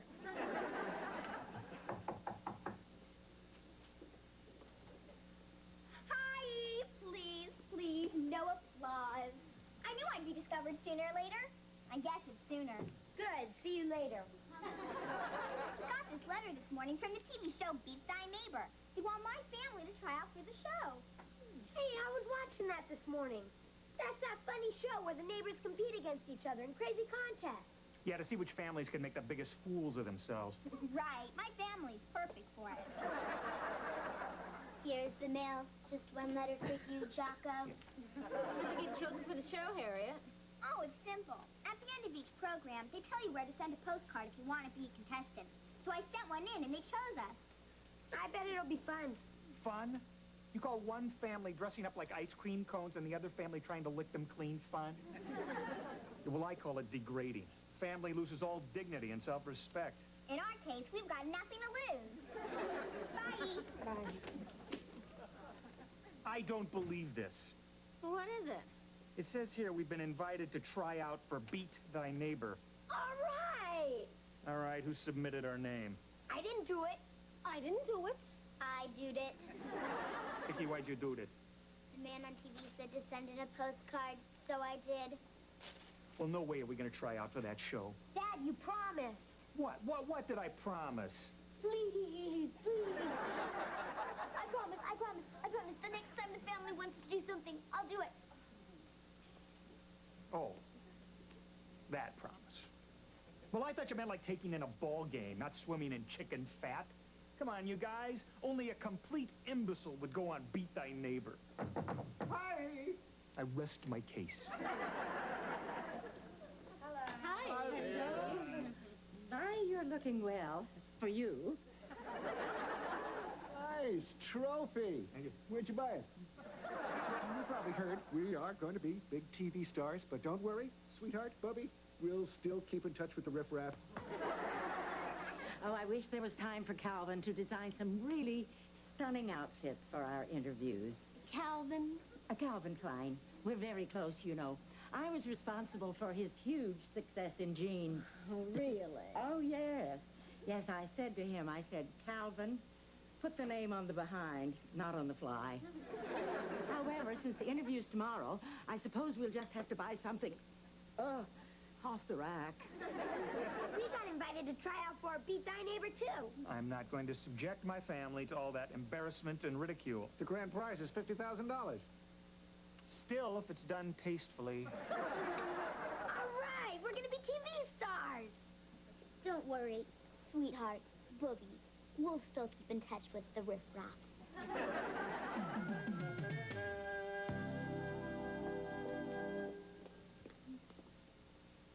Thank you, Shanna.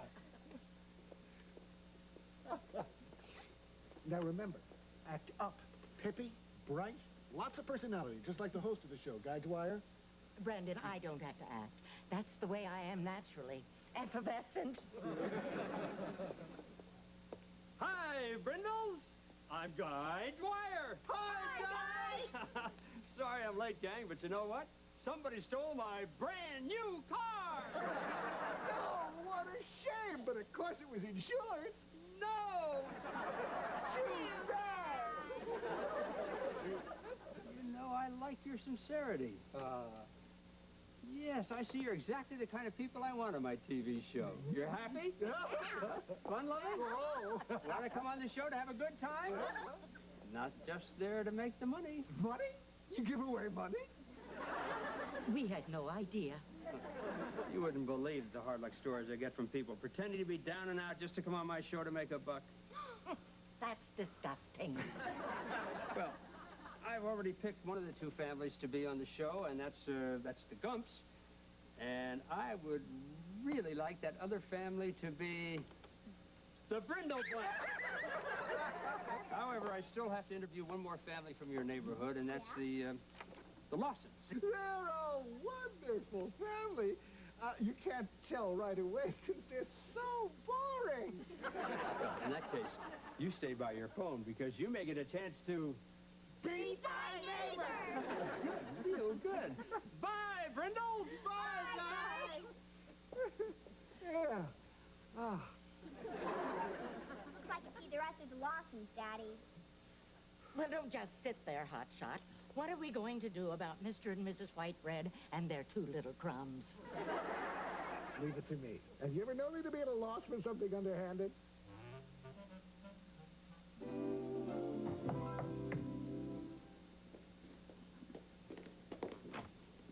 Hi, Harriet. Hi, Vicky. We just got back from our interview for the TV show, and it looks like we're going to be on it. When's the interview? At 2 o'clock this afternoon. Well, confidentially, Vicky, I know a way you can get on the show. For sure. How? See, what they're looking for are poor, unfortunate families who are broke and down on their luck. And the sadder the story, the better.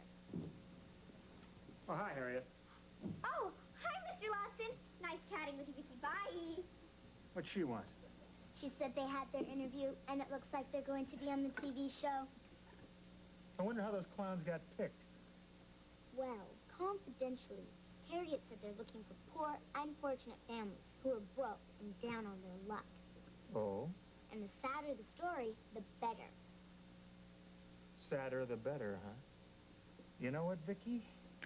I got an idea. The most dangerous hitman in New York. Come on in, my brother.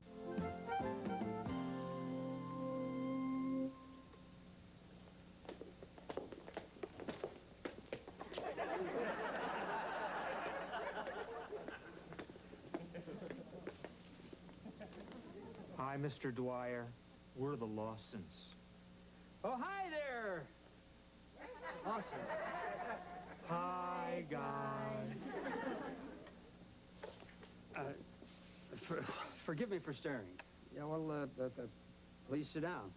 Thank you.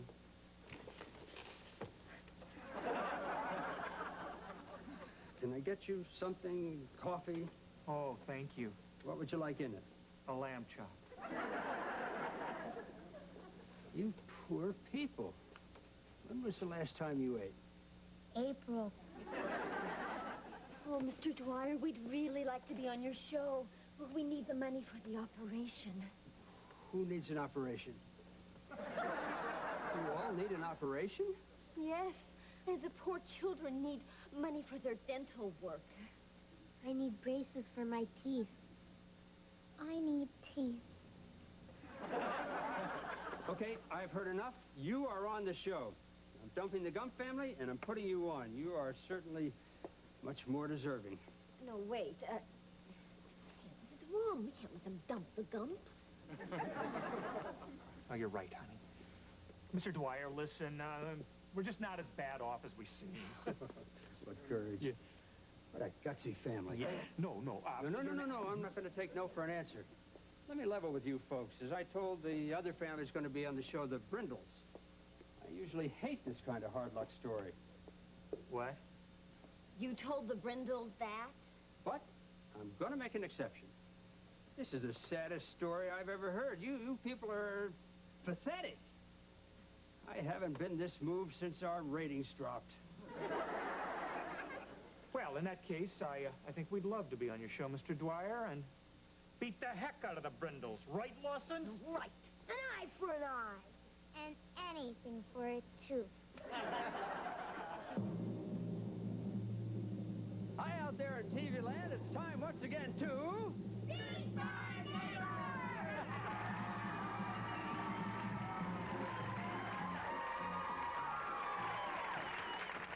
And welcome to the show that brings neighbors together in kooky competition. And competing today are two fun-filled families just ready to wipe each other out. Hi, Brindles. Hi, Guy.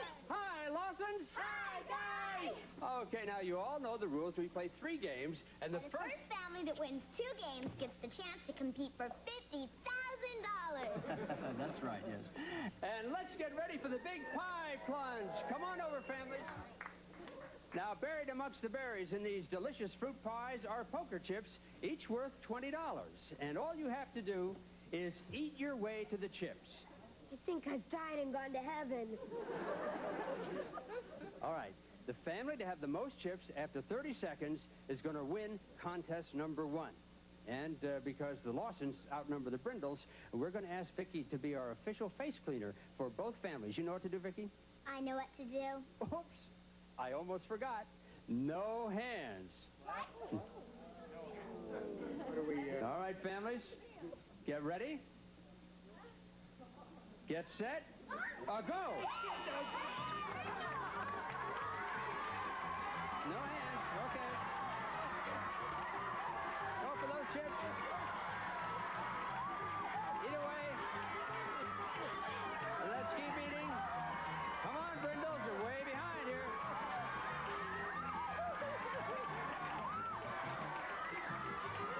Looking for those chips, Brindles. Let's find those chips. All right, there's the buzzer. Hold it. That's it. No more competition. And now, let's see how well the Brindles did. Brindles have 5. Nice going. All right. Yeah. And Lawson's, how'd you do? We have 5, Guy. 5? 6.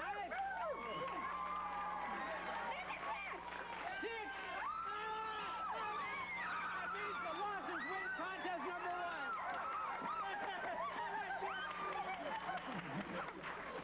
All right, congratulations to both teams. And now, Vicki, let's clean our families up.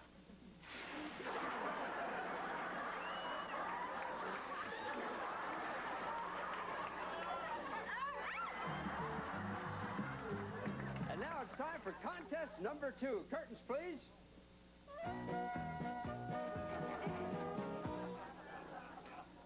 And once again, since the Lawsons have an extra player, we're going to ask Vicki and Jamie to play as one. Come on out, kids.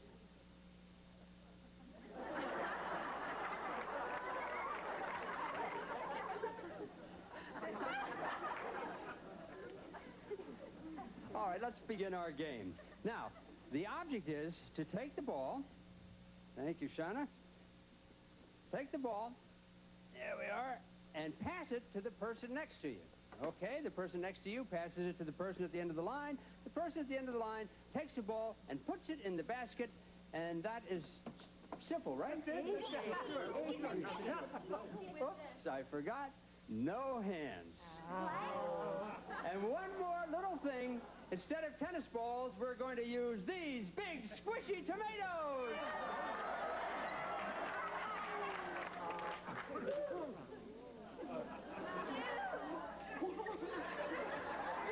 All right. Everybody set to begin. The family with the most tomatoes in the basket wins this round. Ready, get set, go.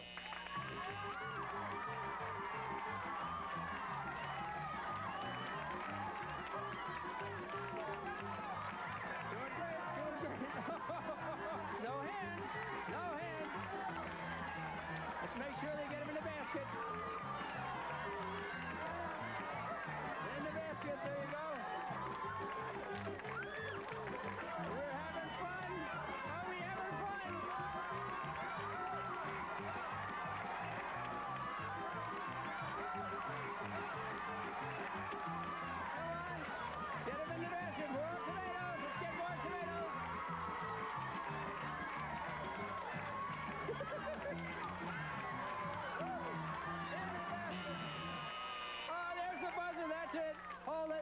No more. No more. There's the buzzer. Family's back. All right. And now, let's check and see how the families did. And it looks like the Brindles have four tomatoes. Good. How'd the losses do, Shannon?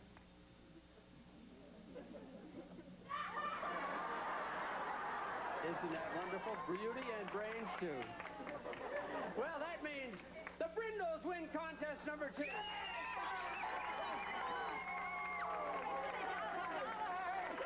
And we'll be back with the deciding game right after this commercial message. Okay,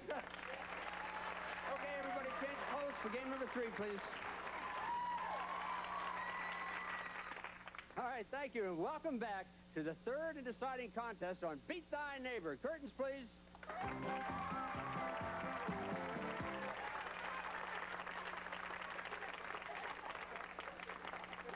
And now it's time to go slopping for silver.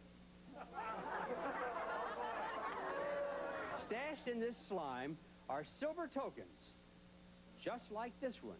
And the family that finds the most tokens is going to be our champion and win a fun-filled vacation to Acapulco.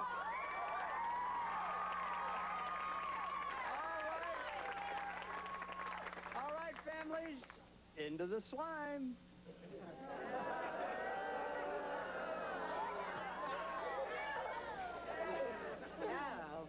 And now, hold on to the shoe. Let the game begin. Yep.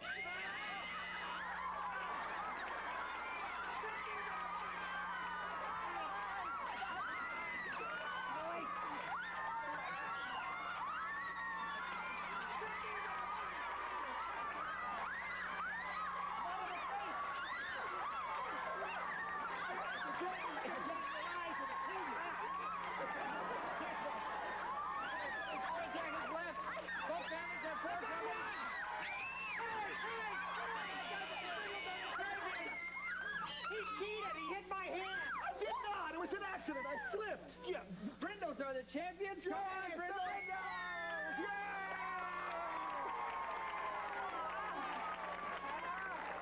And now, the Brindles have a decision to make. Uh-huh. Do you want to keep your vacation trip to Acapulco? Or give it back for a chance at our $50,000 grand prize? You have 10 seconds to decide.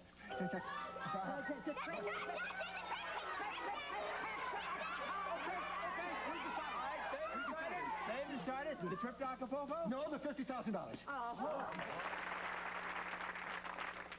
Okay, now, in one of these chickens is a check for $50,000. All you have to do is decide, is it in chicken number 1, chicken number 2, or chicken number 3? You have 10 seconds. Go ahead. What you get? Chicken number 3, Brad. Chicken number 3? No, chicken number 1. Chicken number 1. Okay, good luck. Let's see. Inside chicken number 1 is an egg. That's right, Brindle. Inside chicken number 3 is the check for $50,000.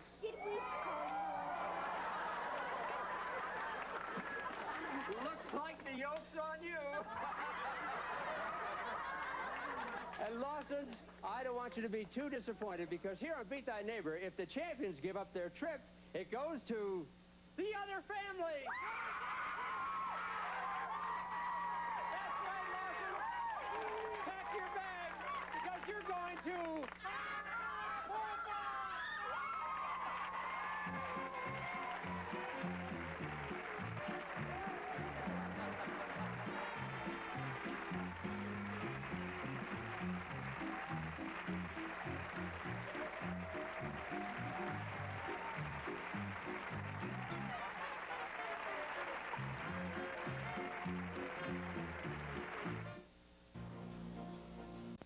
She's a small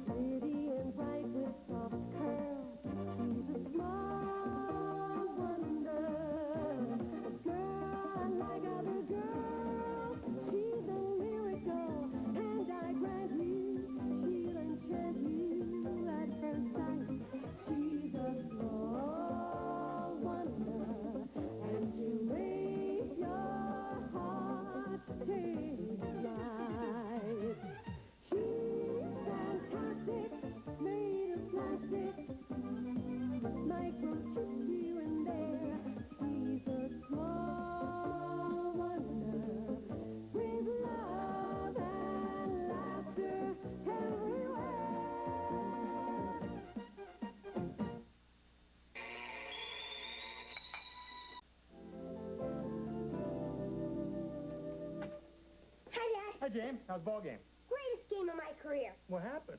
Okay, picture this. Bottom of the second. My team is down 42-39. It's a pitcher's duel. Okay, my team's got the bases loaded. 2 outs, and I'm at bat. The pitcher throws me a wicked curveball. I swing, hit it with all my might. The ball sails out to left field. It's going! It's going! It's gone! Home run, we win. That's terrific, Jay. You could never hit a curveball before. What'd you do different? He closed his eyes. Maybe that'd work with my driver. Hello? Yeah, this is Mr. Lawson. What? Well, how do you know it was my son who hit the ball through your window? His name and his number were on the ball. Well, listen, I'm sorry about that, Mr. Thatcher. Have it fixed. Send me the bill. I'll take care of it. No problem. Right. Is that true, Jamie? Well, yeah, Dad. But it wasn't just any ball I hit. That was my first home run of the season. That was the first home run of your life. I told you not to play in Mr. Thatcher's lot, and I don't want you to do it again. Okay, Dad. I knew I could con you. What? Count on you to get me off the hook. Oh, good. I'm glad you kids are home. I need you to go to the market for me. Now? But, Mom, I didn't know but. Now, here's the shopping list of the money. Get going. But, Mom. No, but. Get going. Going. Going. Gone!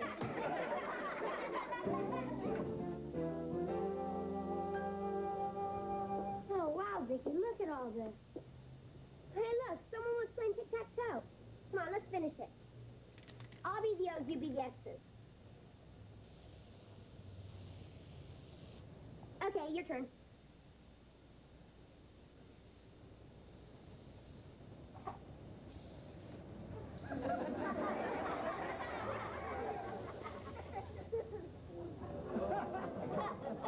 I win. Wrong. You lose. I'm going to call the police. The police? Yeah, the police. Your turn.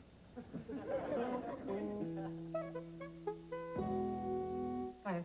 Hi. Kids back from the market yet? I am really ready for one of your fabulous dinners. Oh, good. We're having Brussels sprouts and liver. If we hurry, we can get the Zippy Burger before it closes. Ted, Brussels sprouts and liver are loaded with iron. So is a 58 Buick.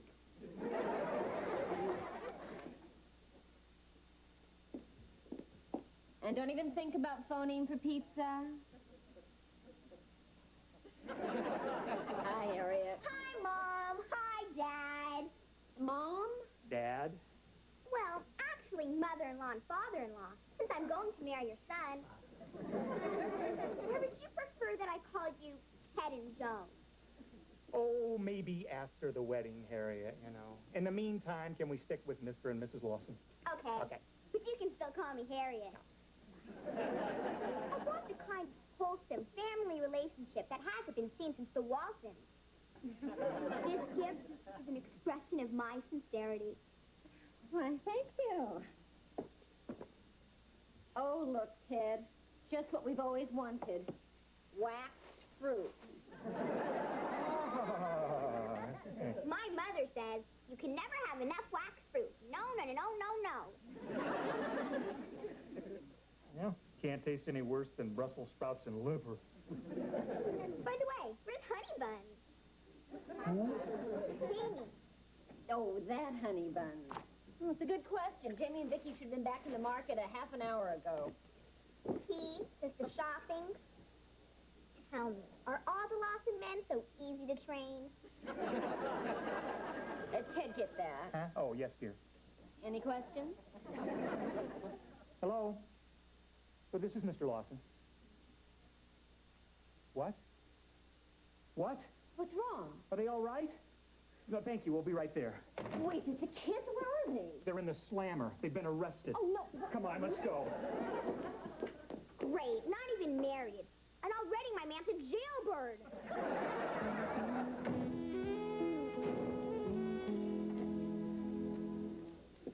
Can't believe that guy actually had us arrested. Are they sending us up the river? Where'd you get that from? On TV. I watched the James Cagney Film Festival. You dirty rat. Top of the world, Mom. No, they're not sending us up the river. Spray painting's no big deal. Don't sweat it. Besides, Mom and Dad always get us out of jams. Oh, here they are. See, what did I tell you? We're out of here. Are you all right? Sure, Mom, no problem. No problem? You call getting arrested no problem? Don't sweat it. You always get us out of jams. Well, what on earth did you do? We were just swimming around spray painting a building. It's no big deal. Ain't no big deal. You call vandalism, destruction of private property, assaulting me, no big deal? What do you mean assaulting you? She attacked me with a can of spray paint. I've had it with these little punks up to here. You've only had it up to here. Everything to them is a big joke. Look, sir, I'm sure it was just an accident. Well, they're not getting away with it this time. I've been after one of these graffiti punks for a year. I spent a fortune cleaning my walls. I'm putting these two little hoodlums behind bars. Sir, I can assure you they've never done anything like this before. They're really well-mannered little hoodlums. Kids. Please, be reasonable. Be reasonable? It's criminals like this that make an ugly eyesore out of a decent neighborhood. And now this. Mr. Braddock, Sergeant Pepper's ready for you to sign the complaint. It will give me great pleasure. Now we going up the river? Bingo, kid. No way, Vicky. Dad'll fix it. Where do I sign, Sergeant? Right at the bottom, Mr. Braddock. You know, these little spray painting kids really get me mad. I don't blame you. And some of the words they spray, I had to ask my kid what they meant. Wait, sir, before you sign that, Who are you? well, we're Mr. and Mrs. Lawson. We're the parents of the children involved. The two dear, sweet, never been in trouble before children. Oh, sure they are. Yeah. Listen, Sergeant, isn't there something we can do before this gets out of hand? Well, don't ask me. Ask the man in the hand-painted tie. While you decide, I've got to go out and check my car. These meter maids around here are vicious. Mr. Braddock, listen. Forget it, Lawson, forget it. I'm going to make an example out of your little Bonnie and Clyde. Jamie and Vicky. Mr. Braddock, we'd be willing to do anything to make it up to you. That's right, anything at all. You just name it. Name it? Right? Just name it. Well, it's like I said, a spray painting is a blight on the neighborhood. You're absolutely right. And it's expensive to clean up, too. I understand. How about $50? How about $250? $250? That is highway fairness. You got it. It's all settled. $250 to clean your wall. Right. And $150 for my shirt. $150? That is out and out. Will you take a check? Yeah, I think a check would be okay. He's a man, dear. Fine. What have you folks decided? Oh, you can tear up the complaint, Sergeant. It's all been settled amiably. Oh? Here's your check. I wouldn't take a check without seeing a driver's license or a major credit card. What's the thought? I hope your health is as good as that check. If it isn't, your health won't be too good. Well, folks, I hope I don't see your kids in here again. I'm sure you won't. I think they've learned a lesson. Some lesson. Get in trouble and Mommy and Daddy will pay off and bail you out. You know, I kind of had the same situation with my own little boy. Oh, yeah? How's that? Well, he decided that the neighbor's cat looked better with a mohawk haircut. Oh, thought it was a big joke until I taught him a lesson. How did you do that? Well, I had some of the guys from the SWAT team surround our house. And when he heard, "You're under arrest," through a little horn, I tell you, it inspired him to take the path to everlasting righteousness. Amen. I like that, yeah. You know, I got the idea from a TV show. You know that one where they put kids in prison and then have real criminals scare them into towing the line? Oh, right, yeah, I heard about that. Well, did it work on the kids? Well, I don't know about the kids, but it sure scared the hell out of me. You know, maybe there's a way we can teach our kids a lesson they'll never forget. How? Well, with the sergeant's help here, maybe we can bring our kids to the path of everlasting righteousness. You mean you're going to put your kids in jail with some hardened criminals? Just one hardened criminal.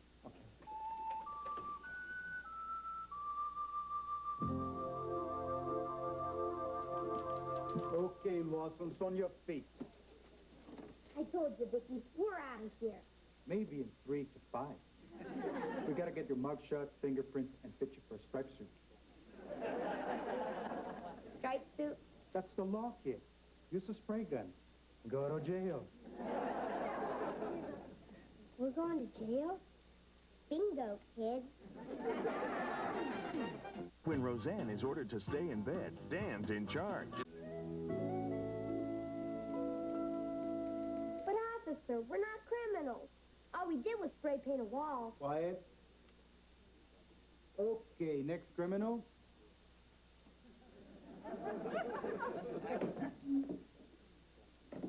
Face forward. Now turn your head.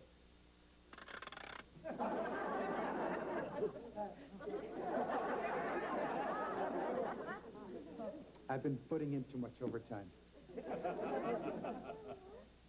You sure we're doing the right thing? I'm positive. Just because Mr. Braddock dropped the charges, that doesn't solve the problem.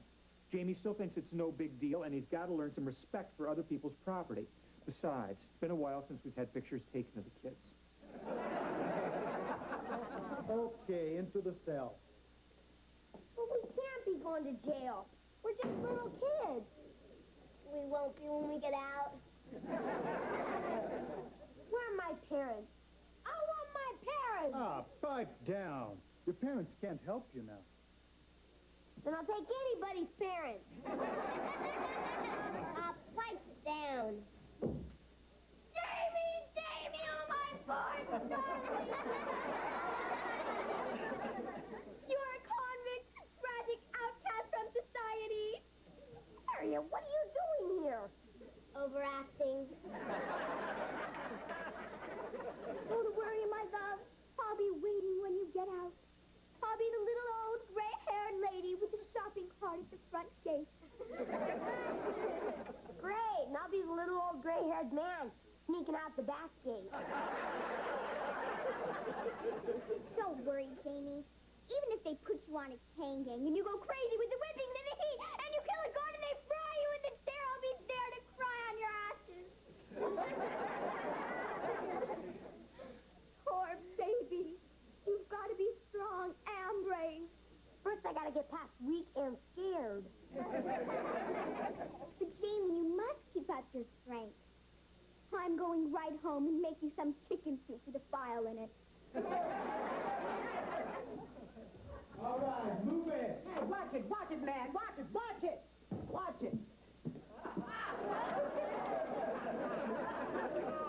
Into the cell. Hey!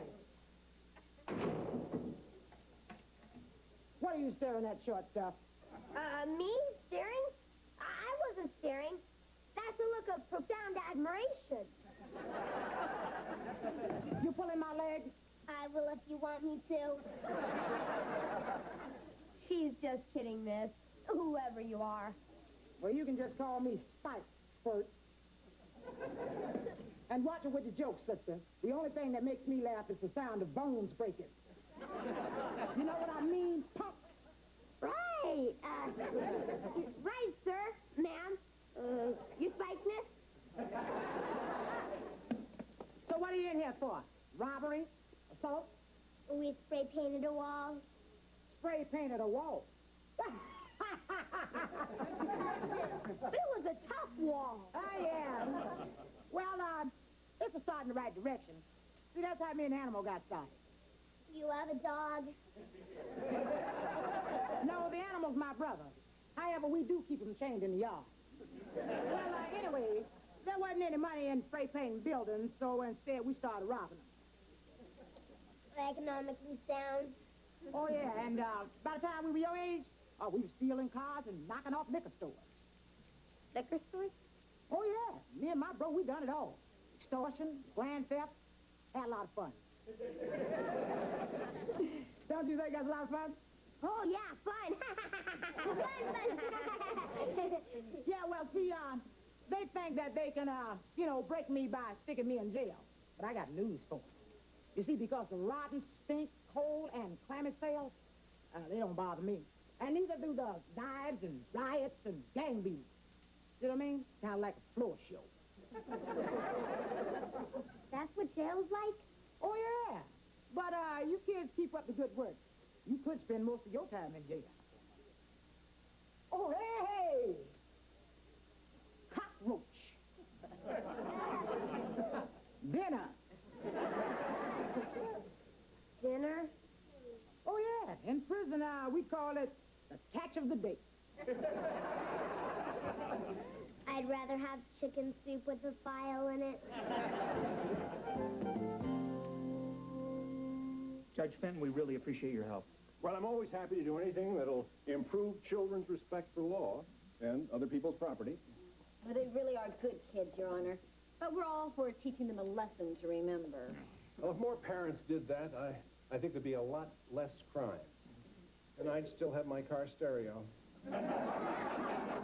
In here, punks. Mom, Dad! Jamie, Judge Fenton would like to talk to you. Judge? Judge, you may be seated.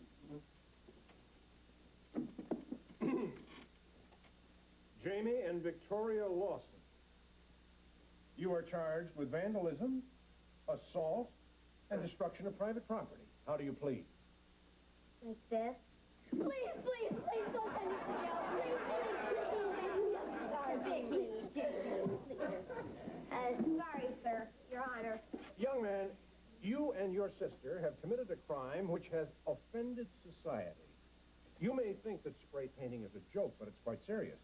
It could be the beginning of a life of crime. I know that, Your Honor. Honest. And you, young lady, how do you feel about spray painting? Hey, that's how me and my bro got started. Vicky! Started? How do you mean? Well, there wasn't no money in it. So instead of spraying the building, we robbed them. You what? Then we stole cars and knocked off liquor stores. Vicky, stop! Well, I'm sure there's an explanation for this. There better be. What is it, Mrs. Lawson? Tell him, Ted. Well, Judge, I'm sure Sergeant Pepper can clear this whole thing. I mean, look at her. Could she have possibly knocked off a liquor store? You bet. Me and my bro done it all. Extortion, grand theft.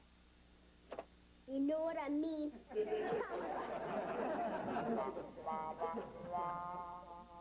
You dirty rat. We want some decent show.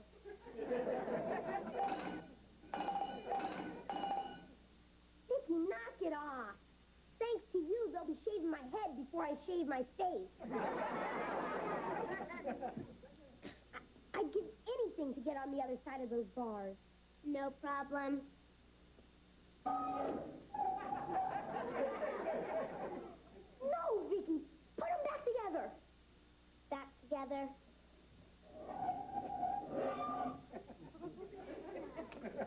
It's bad enough being a criminal, but do you know what they do to escaped convicts? Yes.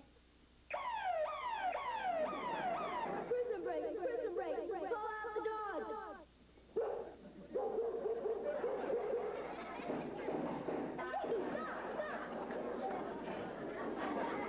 So the noise out here. Just a prison break. Mom, Dad, get us out of here, or we'll be walking that last mile. Don't worry, Jamie. It's all been cleared up. Oh, wow. Great. Oh. I promise I'll never do anything to break the law again. We're glad to hear that, Jamie. Now, can we please go home? Nothing personal, officer, but I hope I never see you again. Same here, Jamie. And that goes for you too, Vicky. Hey, forget the Vicky. You can call me